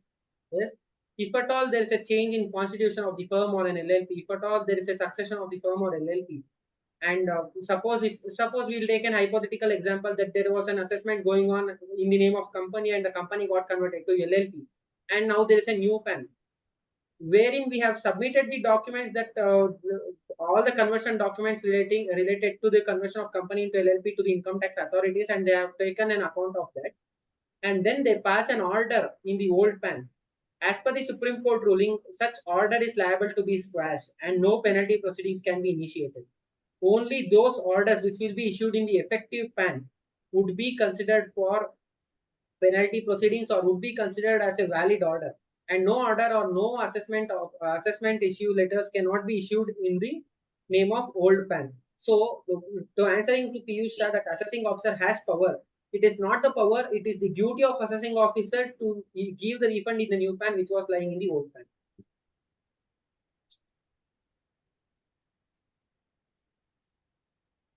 So now we'll move on to Before that, just I'll take up this question. It says that if incoming partner pays to the outgoing partner, it will still be a capital gain for the outgoing partner, because outgoing partner, while filing his personal return, though it is not routed through the firm, in his individual capacity, he will be liable as a capital gain. And that second question is that whether 9B and 45(4) both apply on any single transaction. Yes, both can apply. Actually, Yes. is a 9B actually is a mechanism which works out. More so with respect to the immovable properties, no, you have to take the fair value, etc. So both will be applicable, but impact will be the same. Yes. So now we'll move on to the next slide that speaks about the taxability table of LLP and its members. It's one important table which would speak about how the tax implication would be in the hands of LLP and what is the tax implication in the hands of members of its LLP. So we'll take on a serial number basis, that is serial number 1, which speaks about net profit after allowable remuneration and interest as per section 40 subsection B. This is the net profit which is attributable to Income Tax Act. That would be chargeable to income tax in the hands of LLP and not in the hands of members. Suppose after giving effect to all the things, after giving effect to section 40 subsection B, disallowable expense, allowable expenditures, income not created, after doing all the exercise, we arrive at a profit figure which is chargeable to tax. It is not distributed to partners and tax. It is taxed in the hands of LLP at the rate of 30% or AMT at the rate of 18.5%, whichever is higher. Now coming to remuneration. I remember someone raising a question as to whether the allowable remuneration can be paid only to the one single partner as completely can be paid to one single partner, and the sleeping partner or non-working partner cannot be paid anything. This is where the question comes, that is the remuneration which is paid by an LLP to its member would be allowed as a deduction and extent prescribed by the section 40 subsection B, which we have understood in the previous slides. Now we'll come to taxability of partners. Taxable in the hands of member or partner only to the extent allowed as deduction in the hands of LLP under the head profits and gains and business of profession. Now we'll understand this with an example. Suppose as per the books of accounts, there was a salary paid to Mr. A 10 lakh, Mr. B 10 lakh and Mr. C 10 lakh. But as per section 40 subsection B, the maximum allowable remuneration which was allowed to be paid as per the Income Tax Act was only 15 lakhs. So suppose LLP deed or the LLP agreement refers in a way that if at all there is a reduction in the remuneration payable due to income tax provision, the same could be shared in the ratio of actual salary payable to the partners. So it will be 1:1:1. So each would be paid rupees 5 lakh, which is already allowed as a deduction in the hands of LLP. So now you cannot double tax the same money because you have already disallowed 5 lakh rupees in the name of section 40 subsection B limitations. So out of 10 lakh which is paid to each of its members, only 5 lakh would be taxable in the hands of members. The rest 5 lakh is already taxed in the hands of LLP. So this would be very important so as to know what is the quantum of share in the maximum allowable remuneration to each partners, because that is when we can identify what is the actual remuneration that is chargeable to tax in the hands of individual members or partners. Now moving to interest paid to partners, allowed as deduction to the extent and limits prescribed as by section 40 subsection B. And it is same, taxable in the hands of member or partner only to the extent allowed as deduction in LLP. Suppose if we take the earlier example which we have already taken, 18,000 was paid as per LLP deed and 12,000 was allowed as a deduction as per Income Tax Act, wherein 6,000 is already disallowed. So you cannot tax 18,000 again in the hands of a member. You can charge to tax only 12,000 and the rest 6,000 which is disallowed is already taxed in the hands of LLP.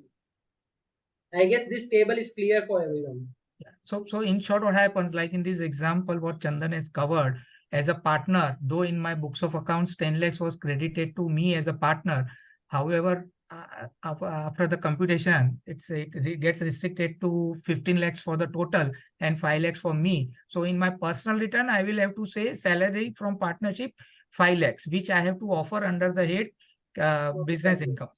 Means gain from business and profession.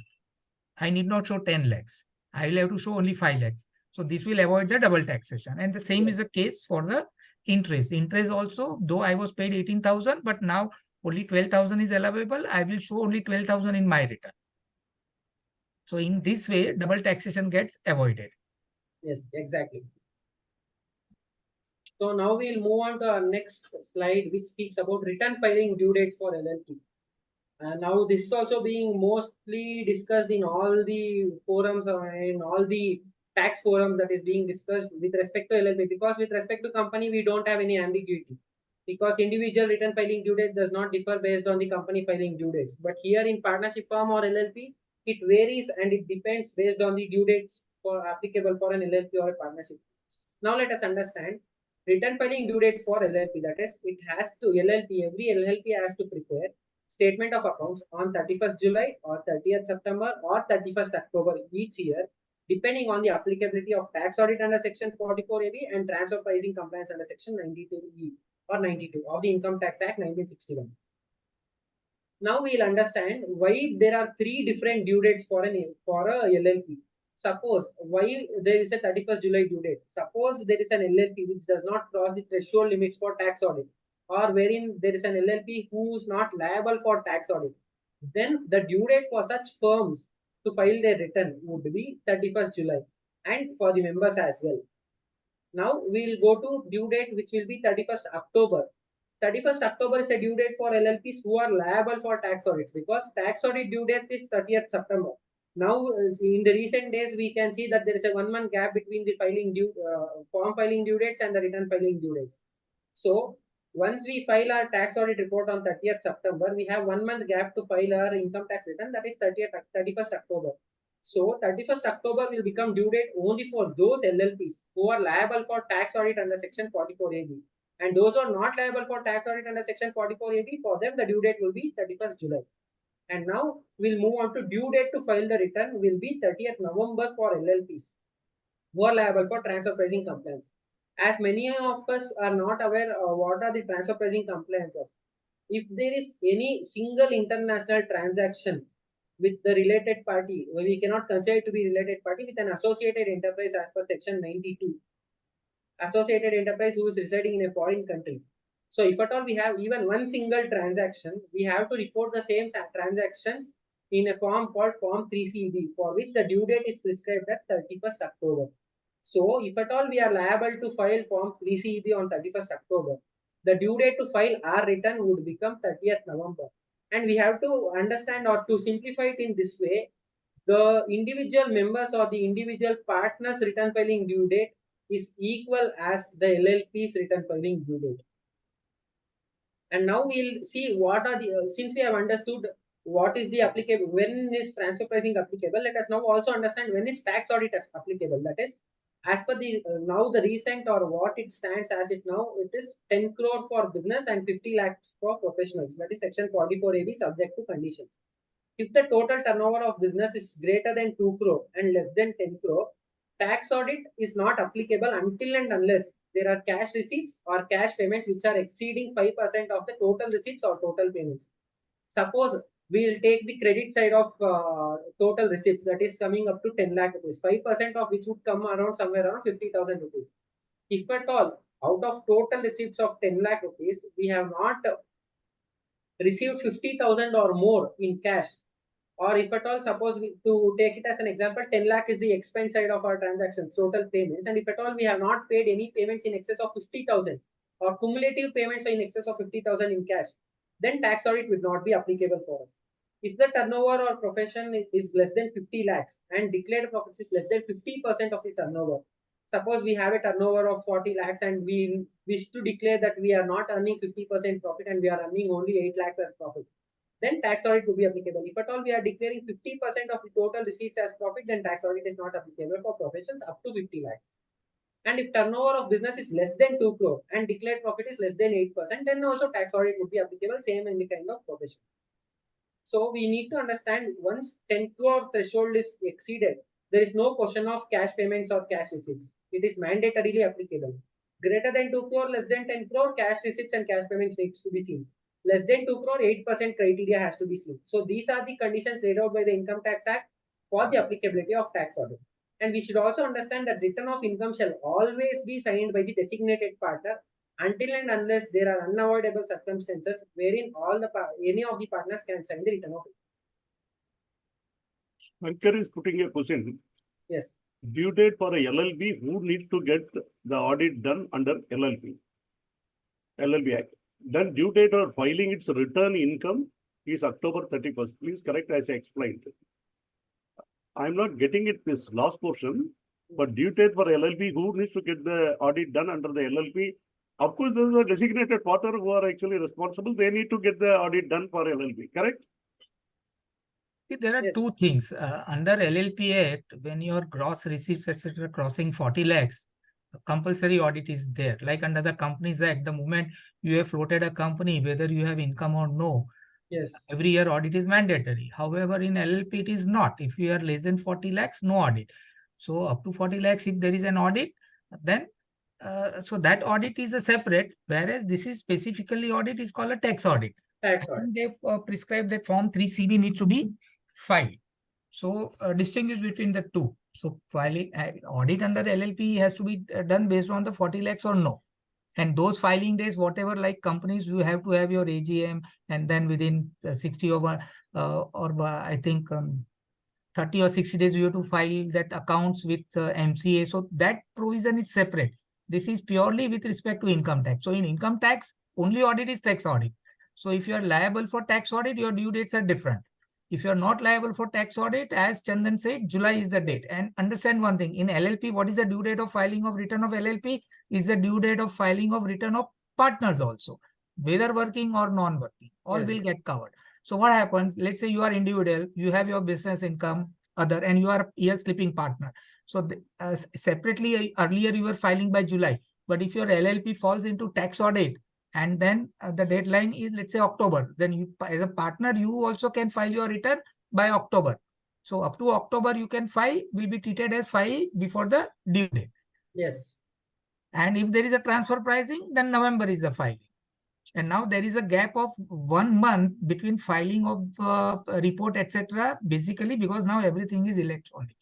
So you file your tax audit, you file your transfer pricing, you file various forms required to claim the deduction under, like if you have a SEZ, or if you are in a backward district, ATIB, ATIE, those deductions, all those relevant forms, 10CC, etc. all you have to file it by September. And then you are getting 1 month. So when you upload your return, your claim of the relevant deduction should match with what you have filed. Few years back, both were the same date. So there was a problem in matching both the figures. Yes. So to avoid that and to have a smooth computerization, this has been adopted since last 2 or 3 years. There is a gap of 1 month between the two filings. So you file your various forms earlier, you get 1 month, file your return, and ensure that your deductions are also the same figure with ANAPI, whatever it is, as you have earlier filed the return. You cannot change that. That's the logic. What For about giving the you a gap of 1. what about the LLP having only income from the house property? I think it is 31st of July. The question here is, we are actually discussing whether A, tax audit is applicable. Second thing is whether transfer pricing is applicable. Correct.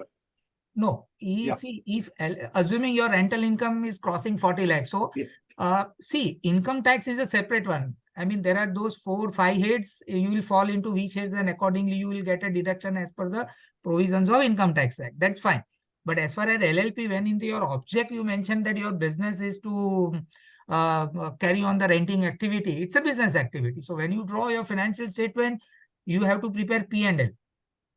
Show your all rental income as your income, whatever expenditure related to rent, like if you are painting the house to each leasee whenever he checks in, etc. So you claim all the relevant expenses, whatever profit, according to profit sharing ratio, you distribute to LLP.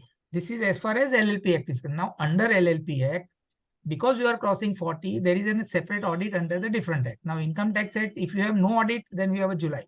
If you have some audit, etc., then you have October as a filing date, assuming you are not liable for tax audit. So those different dates, then that has to be followed. But while filing, if you are disallowed all expenses, disallow. You take your gross rent and only 30% of gross, I mean, whether you have incurred or you have not incurred, it is deemed to have been a, they allow you 30% of the gross rent as a deduction. So you claim it, balance is taxable. So let it be. What if tax applicable to the partner of LLP individually, then due date for a partner will be? No, the LLP due date and partner's due date will be the same. Yes. irrespective of applicability of tax audit or irrespective of So applicability of based on applicability of tax audit, etc., first you decide when your LLP, what is the due date of your LLP if you are a partner in Yes. LLP. And partner means either you are a sleeping partner, designated partner, working partner, irrespective of that. If you are a partner, just find out what is the due date of LLP, and that is the due date of all the partners. Yes.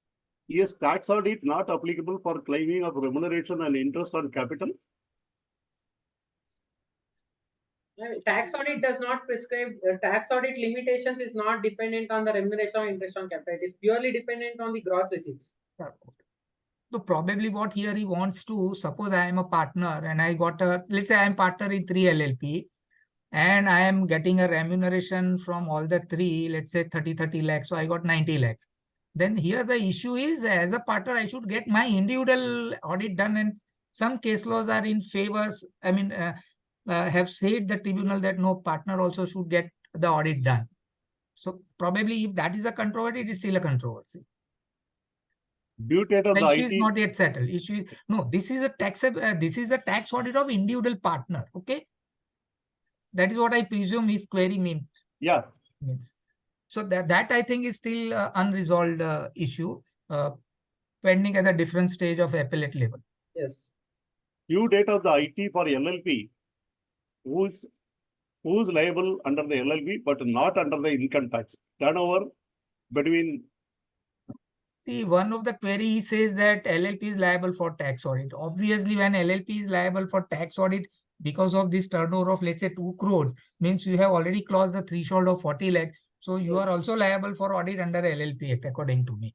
Unless you fall into less than 2 crores and your profit is less than 8%. So your gross income is only 30 lakhs and your profit is not 8%, means 2 lakh 40. So you are showing, let's say, loss. So then tax audit is applicable. Then no audit is applicable. That could be the thing. Otherwise, if you are liable for tax audit, you are automatically liable for the audit under LLP, according to me. Yes. Except in this specific situation, which I mentioned to you. If 44AD is not applicable to LLB, requirement of the NP of 8%, if it is less than 2 crore, should not be applicable. That's what Yes, someone is saying. these provisions were brought in the slides just to make sure that we cover the bit of a tax audit related aspects as well. But as we have understood that 44AD is not at all applicable for an LLP, it does not make a difference when it comes to less than 2 crore. Is tax audit compulsory in case of the turnover of the business is less than 2 crore, but there is a loss?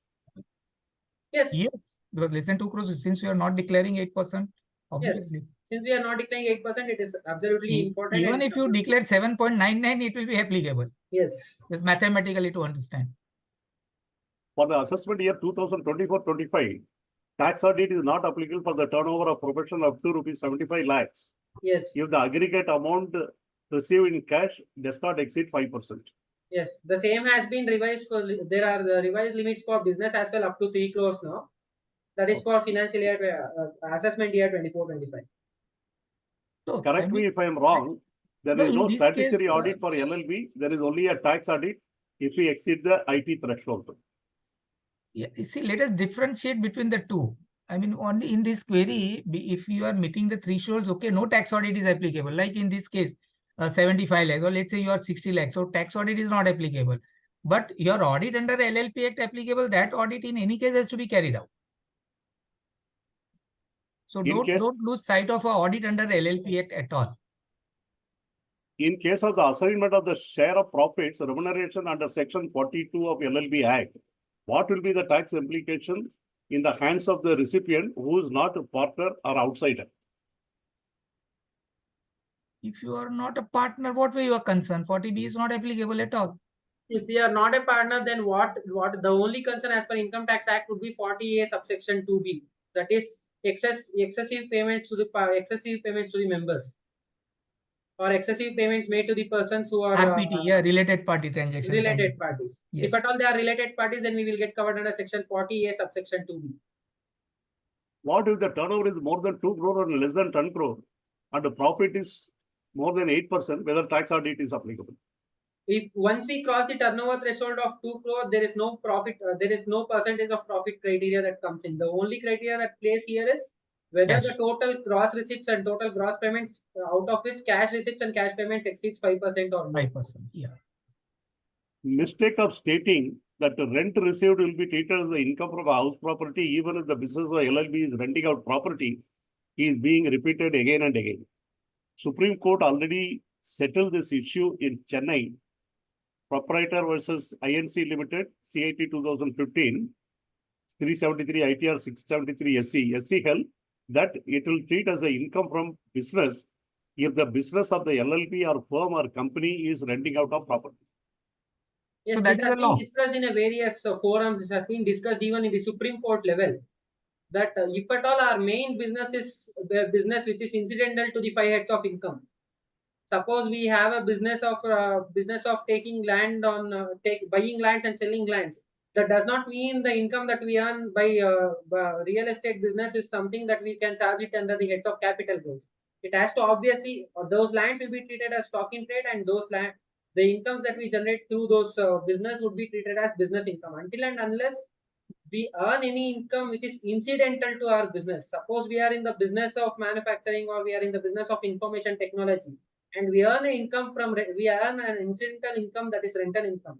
Only then the such income would be charged in the hands of house property. Until and unless our main business is same as the business that is giving us the money, the same would be charged under the head business or profession. Somebody is asking, what is the difference between the working partner, designated partner, normal partner? And name itself suggests working partner is liable, is eligible for salary. Designation partner is the one who is liable under the unlimited liability under the LLP. And if doesn't fall into any of this, he can be a normal partner. Yes. Is remuneration and the interest on the capital allowable for presumptive taxation without conducting tax audit? Once we go into presumptive taxation, first of all, for LLP there is no presumptive taxation applicability. And if at all we are going for presumptive taxation, being a partnership firm, there is no question of allowable remuneration. It is straightforward 8% on our gross receipts that is chargeable to tax. Absolutely right. Due date for filing the tax return for working partner, designated, normal partner of a LLP. No, Whether that it's as all we the have same. explained, yeah, LLP filing date is the filing date for all the partners, Yes. irrespective of the designation. Whether the LLP need to get accounts audited under the LLP Act or Companies Act in case of the private limited companies. I'm not clear about the procedure. Whether LLP need to get accounts audited under the LLP Act or Companies Act, as in the case of the private limited company. Correct. Let me explain. Earlier also, I have just clarified 2-3 times, 5-10 minutes back also. Yes. Your audit under LLP is a normal audit. Tax audit is in a separate format. Now, assuming you are liable for audit under LLP, then in tax audit, you have to file Form 3CA as your audit report. And if there is no audit done, assuming your gross income is less than 30 lakhs, then, Yes. but then you, okay, or somehow let us presume that you are liable for tax audit for XYZ reason. Then you have to do only tax audit, but it will be in Form 3CB. That's the only difference. So there are two 3CB things. is a mandatory form. 3CA or 3CB depends on whether the company or an organization is liable for audit. Yeah, 3CA is your tax audit where audit Yes. is already done under some other act. Yes. 3CB is an audit wherein there is no audit conducted under any other act. Exactly. So Yes. be very clear that audit under LLP Act is a different one. And tax audit is basically you are certifying information in Form 3CD, which will enable the assessing officer to for a smooth assessment. The moment you upload, automatically software calculates and finds out whether your computation is right or wrong. Otherwise, adjustment will come and there will be some higher taxable, I mean some tax more payable, you will get a demand. Yes. Due date for the turnover of the LLP, 40 lakhs or 1 crore. It depends whether tax audit is applicable. Since 44AB is not applicable, since 44AB for a LLP is not applicable, the tax audit for LLP starts only after it reaches the threshold of 2 crore. Hence, 40 lakh to 1 crore turnover of an LLP tax audit is not applicable. Somebody is putting, it means LLB not compulsory audit or compulsory audit applicable for LLB in which case? No. See, you are misunderstanding. See, audit under LLP Act is mandatory as prescribed by the LLP Act, which says if your turnover exceeds 40 lakhs, there is a compulsory audit. Like under the Companies Act, all the company registered has to compulsorily do audit irrespective of the turnover or anything. So even if you have floated a company, done nothing, still every year you have to get audited. Similarly, in LLP, you have to do audit if you meet those prescribed. That is the audit. Whereas what we are discussing here in the income tax is a tax audit. And basically tax audit is certifying the information which will facilitate your assessment in the form 3CD. That's a basic difference. So both are different things. So it is possible that both could be applicable. Like company also. Company having 500 crore turnover, there is a two audit. One under the Companies and one is a tax audit. Yes. And your audit has to be by the statutory auditor. It's called statutory auditor and this is a tax auditor. So both could be different also or could be same also. I hope this clarifies your confusion about audit. Yes. Pushkar Pansal is asking whether section 9B and 45B both apply in the single transaction. You said actually answer is yes, but he is saying, can you actually distinguish with some example? I couldn't hear the question. Can you repeat the question once again? He says here, 1 minute. Whether section 9B and 45(4) Yes. both apply on any single transaction. Okay. Can it be distinguished with any example? Okay. We can take an example where there is a reconstitution or dissolution. We can take an example where there are A, B, and C members who are being partners or members of an LLP. C is being removed, which constitutes to reconstitution. So what does section 9B says? Wherein any capital asset or stock in trade is being transferred for reconstitution. Suppose there is a change in profit sharing ratio due to which because of removal or because of retirement of member C or partner C, and the partner C is retiring as well. So due to profit sharing ratio, whatever the change happens and whatever the contribution that needs to be given, that would be covered under section 9 subsection B. And due to dissolution or due to retirement, which causes a complete removal of partner or member C, because he is taking over his capital back, he is expecting some amount which would be held in his capital account, and he is expecting something in excess for the goodwill. Whatever that would be paid in the form of capital asset or money would be covered under section 45 subsection 4. Somebody is actually putting here, LLB audit is applicable if the capital contribution 25 lakhs or turnover more than 40 lakh rupees. I think that statement is actually correct. Yes. Because as per the LLB, it's either the turnover exceeds 40 lakhs or the contribution exceeds 25 lakhs. Then Yes. the audit is actually required. Yes. Yeah, so exactly. it means if your capital is 50 lakhs and you have not carried out any activity, your income is zero, and let's say you have 10,000 expenses, still Yes. audit under LLP has to be done. But there will not be any tax audit. Yeah, that is right. So now, since we have understood the tax complications and tax provisions with respect to LLP, one important thing that which we have understood over all these slides or over the course of the last 2 hours, which we have discussed various aspects relating to tax.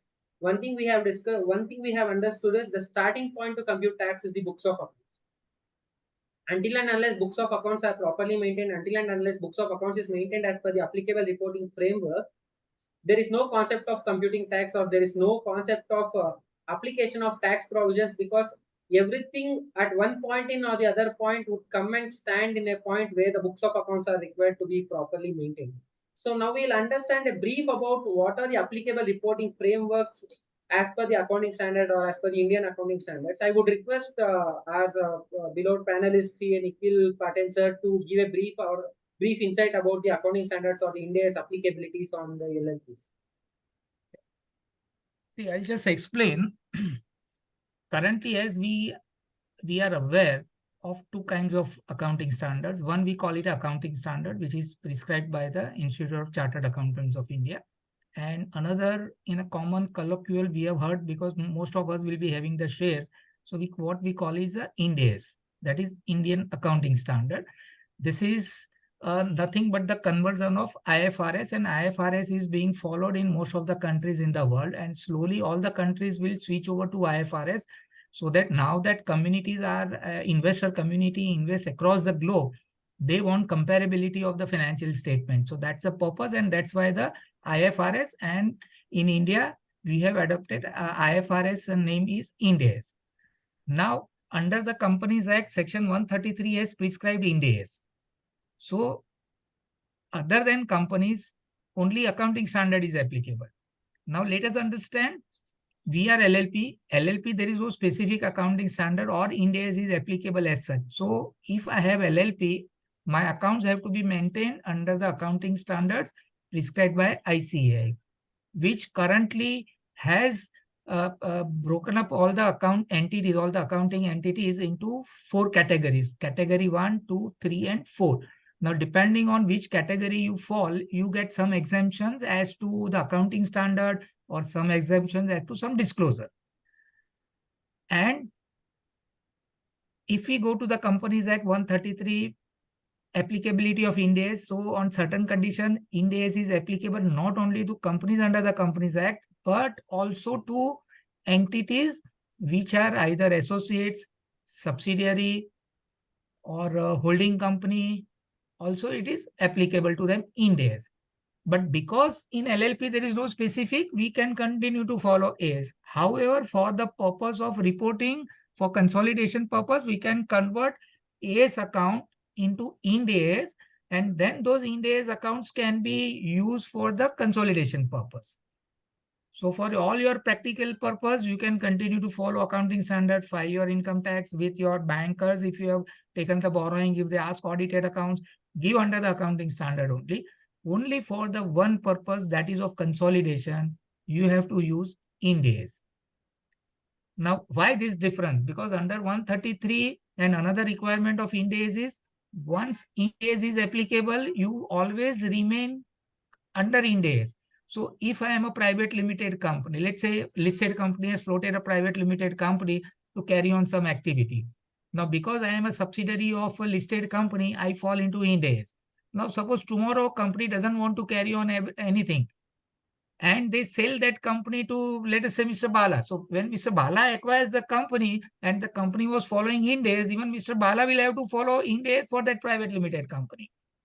However, for other entities like partnership, LLP, because it is not prescribed under the Governing Act, they can continue to follow AS. And they will have to convert AS into Ind AS if they fall under the consolidate in the mechanism of consolidation. Otherwise, they can continue to have AS. So I think this clarifies the accounting standard applicable to LLP and other entities. It could be even a proprietor, trust, societies, or even a partnership firm. It is purely AS is to be followed. But all these entities could be a part of the consolidation. So for the purpose of consolidation, they may need to convert their accounts into Ind AS, so long as they remain in that mechanism. The moment they are out of the mechanism, for example, listed company is a partner in LLP with 51%. So you are a subsidiary. So for consolidation, you have to convert. The moment, suppose they offload, they sold all the stake, and you are no more a subsidiary, then you need not convert your AS into Ind AS. Exactly. So now we'll try to understand the applicability of Ind AS on a technical note, or on a technical guidance note, which is issued or prescribed by the Institute of Chartered Accountants of India.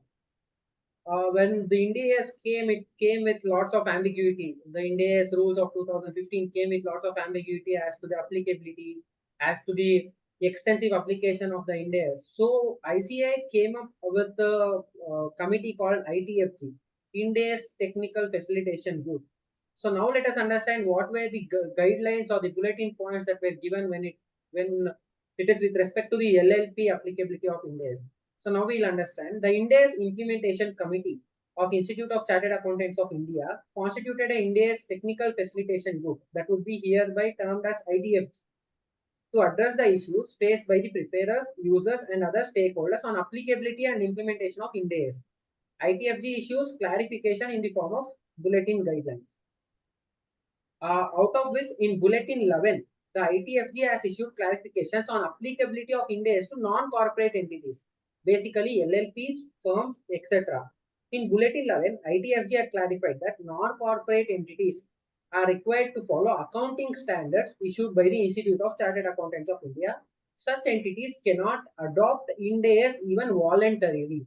So we need to understand that non-corporate entities such as firms, LLPs, cooperative societies, banks, NBFCs, or whoever registered as non-corporate entities can never ever voluntarily also start preparing their books of accounts as per Ind AS until and unless the same is guided by central government. Therefore, Ind AS is not applicable to partnership firms, LLPs, and other forms of non-corporate entities. If a non-corporate entity is a subsidiary or an associate of a parent who requires to prepare consolidated financial statements in accordance with Ind AS, then the non-corporate entity shall separately produce financial information which shall comply with Ind AS requirements. Therefore, such non-corporate entities may be required to maintain dual set of accounts to meet both Indian GAAP, generally accepted accounting principles, and Ind AS requirements. If Ind AS is adopted voluntarily or the same becomes applicable due to threshold limits of a corporate entity, same stands to be withdrawn once the company gets converted into LLP. As per Bulletin 18 of ITFG, a LLP is governed by LLP Act 2008 and not the Companies Act 2013. The Companies Ind AS Rules 2015 have been issued by the central government pursuant to powers conferred by them in Section 133, read with Section 469 of the Companies Act. Hence, once the company is converted into LLP, the provisions of Companies Act stands to be withdrawn. Hence, such LLPs need not follow Ind AS post-conversion.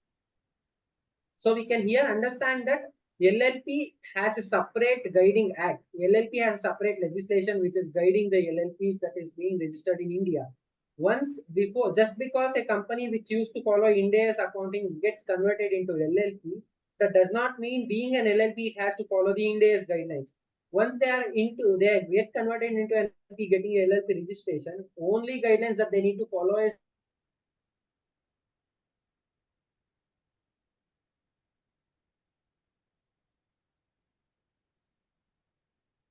now we'll move on to our next slide, accounting standards.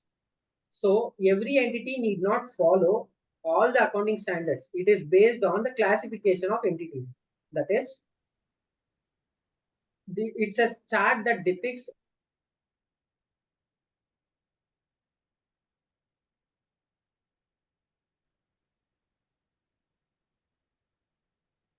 the voice disturbance is there. We are not able to hear. now is it clear, sir? Yeah. Yes. Just for a clarification, this is not an Indian accounting standards. This is not Ind AS applicability framework. This is a framework given by ICAI for the accounting standards issued by the ICAI. That is normal accounting standards. So we'll understand which entities need to follow which accounting standards. So entities, we can divide it into two types. That is corporate entities. The other one is non-corporate entities. In corporate entities, we have two things, that is small and medium-sized companies and non-small and medium-sized companies. We'll see the categories who are non-SMCs or who are SMCs, who fall in level 1, level 2 in the next slide, obviously. So when it comes to non-corporate, we have 4 levels, that is level 1, level 2, level 3, and level 4 entities. So each of these have been prescribed certain limitations and certain exemptions from following accounting standards. That is, small and medium-sized companies are exempted by following few accounting standards, which will be discussed in the next slide.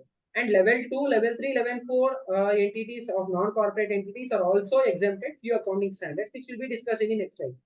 But non-corporate entities who are falling in level 1 and non-SMC entities, which are corporate entities, need to follow all the accounting standards with no exemptions or no limitations. Now here I would like to just add one clarification. Just a minute, Yes. Chandan.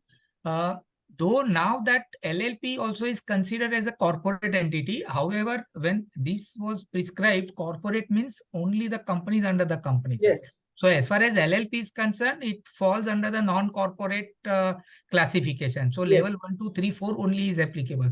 So let Yes. us not mix up the word corporate, because as of today, LLP is considered as a corporate entity in a Yes. common parlance. However, for accounting standard and the accounting standard under the Companies Act, LLP is a non-corporate entity. So don't get mixed up by the word non-corporate, which is a few years back when this AS, etc. was prescribed. This chart has been prepared on that basis. So this So now LLP will fall in only non-corporate. So you don't look at this corporate Yes. side at all.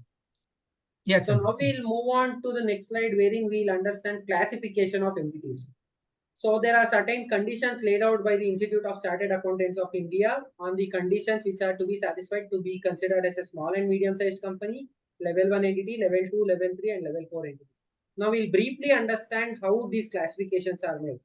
Who are considered to be small and medium-sized companies? Small and medium-sized companies a bifurcation only under the corporate entities and not under the non-corporate entities. So basically, small and medium-sized companies are those whose equity or debt securities are not listed or not in the process of listing on any stock exchange, whether in India or outside India, which is not a bank, financial institution, or an insurance company, whose turnover excluding other income does not exceed 250 crore rupees in the immediately preceding accounting year, who does not have borrowings exceeding 50 crore rupees at any time during the immediately preceding accounting year, and which is not a holding or subsidiary company of a company which is not a small and medium-sized company. So we have to understand in this point as point 3 and 4 is a little tricky points. Point 3 is whose turnover does not exceed 250 crore rupees. Turnover is a cumulative figure which we see at the end of the year. If at all for a whole year, if the turnover does not exceed 250 crore rupees, then we fall under the category of small and medium-sized company. But if at all the borrowings exceeds 50 crore rupees at even a single day, suppose from April 1st to March 31st, even on one single day, if our borrowings become 50 crore 1 rupees, then we will be moved out from the category of small and medium-sized company to non-small and medium-sized company, because the wording says which does not have borrowings in excess of 50 crore rupees at any time during the immediately preceding accounting year. It is not at the end of the year. So we need to be careful while categorizing SMCs and non-SMCs during our audit procedures. And now we'll move on to level 1 entities. One more thing here, Chandan. Yes. Just sorry to interrupt you. Yes. These SMC, these requirements are cumulative. So if you meet any one of them, you will be out of SMC. So to remain in SMC, you have to comply with all the 5 conditions. Yes. And yeah, so like in one of the cases borrowing, even if you have borrowed 51 crores on one day and you have returned back to the banker on the next day, yes, but then you are out of it. Yes. And again, this SMC is not applicable to LLP. So as far as you want to link with LLP, forget about SMC. Now level 1 onwards, what is you need to apply to the LLP, whether it falls under level 1, 2, 3 or 4. Absolutely. So now we'll move on to understand the level 1, 2, 3 and 4 entities which are non-corporate entities. Who will be considered as level 1 entities? Level 1 entities are those entities who do not get any kind of exemptions or any kind of limitations in following the accounting standards. That is, level 1 entities, the level 1 non-corporate entities need to follow all the accounting standards prescribed by the Institute of Chartered Accountants of India. That is, non-company entities which fall in any one or more of the following categories at the end of the relevant accounting period are classified as level 1 entities. Entities whose securities are listed or in the process of listing on any stock exchange, whether in India or outside India, banks, financial institutions, or entities carrying on insurance business, all entities engaged in commercial, industrial, or business activities, whose turnover, excluding other income, exceeds 250 crore in the immediately preceding accounting year, all entities engaged in the commercial, industrial, or business activities having borrowings in excess of rupees 50 crore at any time during the immediately preceding accounting year, holding and subsidiary entities, or any one of the above. So, if at all we are falling in any of these categories, then we will be moved to level 1 entities, wherein we will have to follow all the accounting standards prescribed by the Institute of Chartered Accountants of India, and we won't be getting any exemptions nor even the limitations. Yeah. So just a minute, Chandan here. Yes. So if we take an example, let's say we have ABC LLP, and ABC LLP is holding 51% in XYZ LLP, and XYZ Yes. LLP is carrying on manufacturing activities and turnover, let's say 300 crores. Yes. So XYZ falls under level 1, and because of this last condition, holding and subsidiary Yes. entity of any one or more. So even though it is LLP, but because it is a holding company of XYZ LLP, ABC LLP also becomes a holding entity. Yes. So even though let's say capital is 10 lakhs only and the turnover is only, let's say, 1,000 rupees, still Yes. it will fall under level 1. Yes. Absolutely. So now Such we'll an move answer. on to understand the level 2 and level 3, level 4 entities. Level 2 entities are non-company entities or non-corporate entities which are not level 1 entities but fall in any one or more of the following categories as classified as level 2 entities. That is, all entities engaged in commercial, industrial or business activities whose turnover excluding other income exceeds rupees 50 crore but does not exceed rupees 250 crore in the immediately preceding accounting year. All entities engaged in the commercial, industrial or business activities having borrowings including public deposits in excess of rupees 10 crore but not in excess of rupees 50 crore at any time during the financial year. Holding and subsidiary entities of any of the above. So we can see the threshold limits here for turnover are 50 to 250 crores and 10 to 50 crores for borrowings. If at all we are falling in any of these ranges, we fall in level 2 entities who get certain level of exemption from following accounting standards and certain level of limitations from following accounting standards. Now moving to level 3 entities, it is almost similar to level 2 entities but with only two difference, that the turnover threshold will become 10 crore to 50 crore rupees and the borrowing limit moves from 2 crore to 10 crore rupees. Except this, there is no changes when it comes to level 2 and level 3 entities. And level 4 entities are those entities which does not fall in level 1, 2 or 3 entities. Those entities fall in level 4 entities. Now let us take one example. Yes. Same example, ABC LLP. Yes. With this classification, Yes. let's say level 4 or level 3 entity, and Yes. XYZ is level 2 entity. Yes. So what should be the level for both of these? I did not get your point, sir. Yeah. In our earlier example, ABC LLP, which is holding 51% in XYZ LLP. Yes. Okay. So ABC is a holding and XYZ is a subsidiary. Yes. In the context of each other. Yes. Now, independently, when we consider this level Yes. 1 to 3, yes. let's say our ABC is a level 3 category. Yes. And XYZ is level 2 category. Yes. Then what would be the level for both the entities? To be conservative, we need to consider level 2 because level 2 has much more standards. Absolutely right. So to decide level, the first thing you have to identify, you have to ask one question. Yes. Is it a subsidiary? Yes or no? Yes. If it is no, okay. Is it a holding company? If both the answer is no, then independently decide whichever level it falls. Now, if it is either a subsidiary or holding company, then find out which is the holding company and what is the label. Yes. Now, if its level is higher, then you automatically go into the higher level. If it is a lower, then that holding company will remain in the higher level. Yes. Are you getting? So this I am giving example of just two entities. Now let's say there is a ABC LLP. Its subsidiary is PQR, and PQR has another subsidiary called XYZ. In this case, you have to individually, without applying holding subsidiary criteria, find out the level. Let's say one is level 3, one is level 2, and one is level 1. Yes. Then in that case, because of this holding and subsidiary condition, all three will fall under level 1 because one of the entities is in level 1. Absolutely. Okay. Now, I think with this example, it clarifies how you have to find out level 1, 2, and 3. Yeah, Chandan, over to you. Now we'll move on to the last slide of our presentation. That is, what are the exemptions and limitations that would be available for the entities that are discussed in the previous slides. If at all we are small and medium-sized companies, that is a corporate entity, we have been exempted from we have fully been exempted from following certain accounting standards, that is AS3, cash flow statements, AS17, segmental reporting, 21, 23, and 27. And exemption to limited paragraphs comes in AS15, AS19, that is leases, AS20, 28, 29, and AS25. Same way, level 2, level 3, level 4 entities has their certain list of fully exempted list, and there are certain exemptions with respect to limited paragraphs. And we need to understand one thing, that the exemptions to limited paragraphs would always come in the matters where it comes to disclosures. It is not in the computation part or it is not in the scope part. The disclosure part is where we are getting exemptions in the limited paragraphs.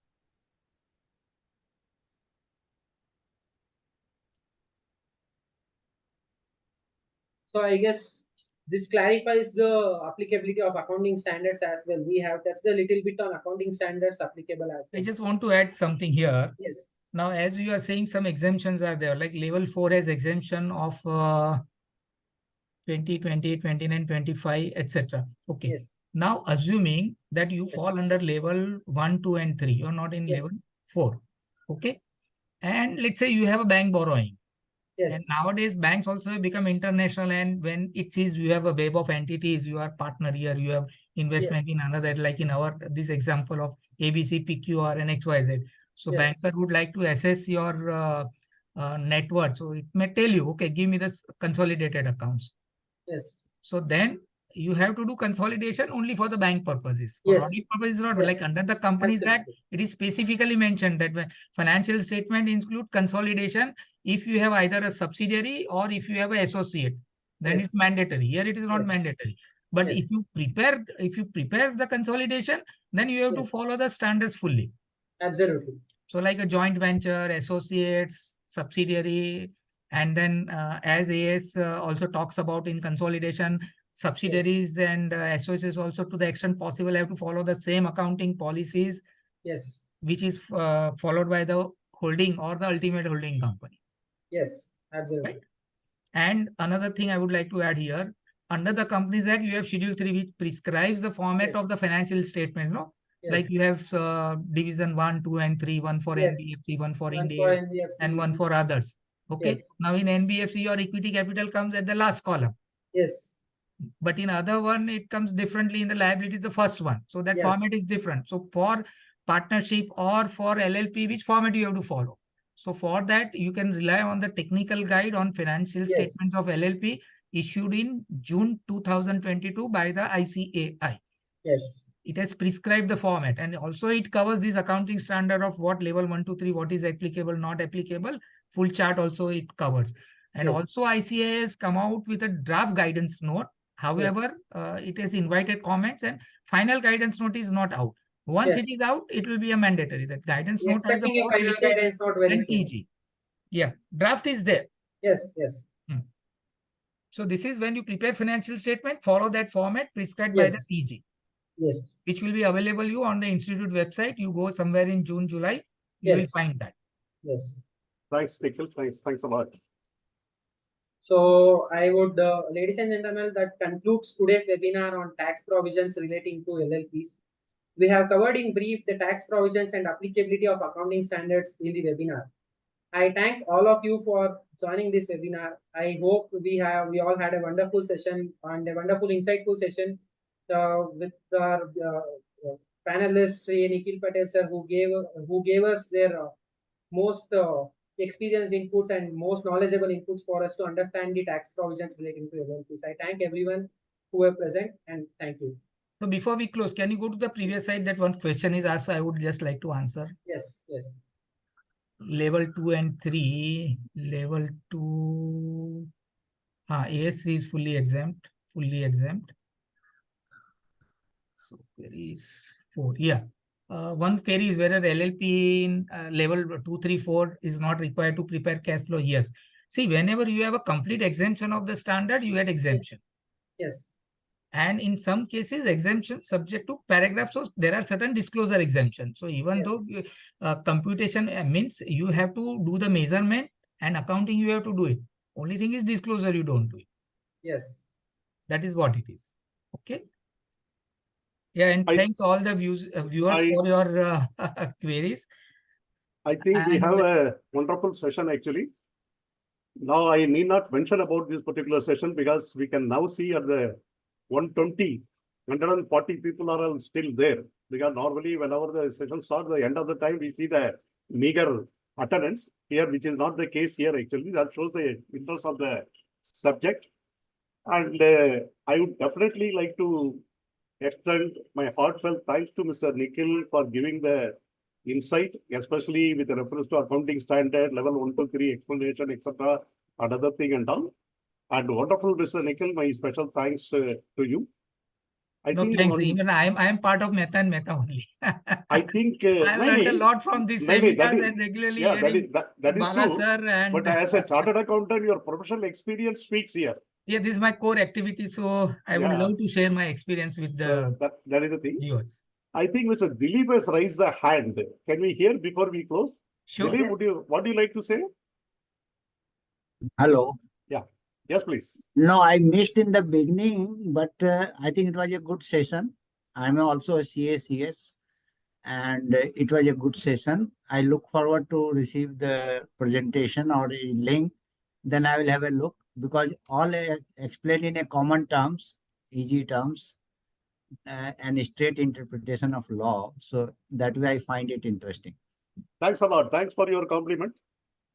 And I must also express my sincere thanks to Mr. Chandan, who prepared a extensively wonderful presentation, putting everything together and in a lucid way explaining the things. Definitely, I am personally benefited too much. I am very sure the benefits delegates would have been also benefited to a greater extent. I think with this, we will close the session for the day, and we look forward to you in the next session meeting you all. Thanks a lot. Thank you, Yeah. everybody. Thank Thank you, you. everyone. Yeah, Ananta. thank to Chandan and thank to all the viewers. Thank you all of them. Thank you. Have a good weekend. We meet yet again.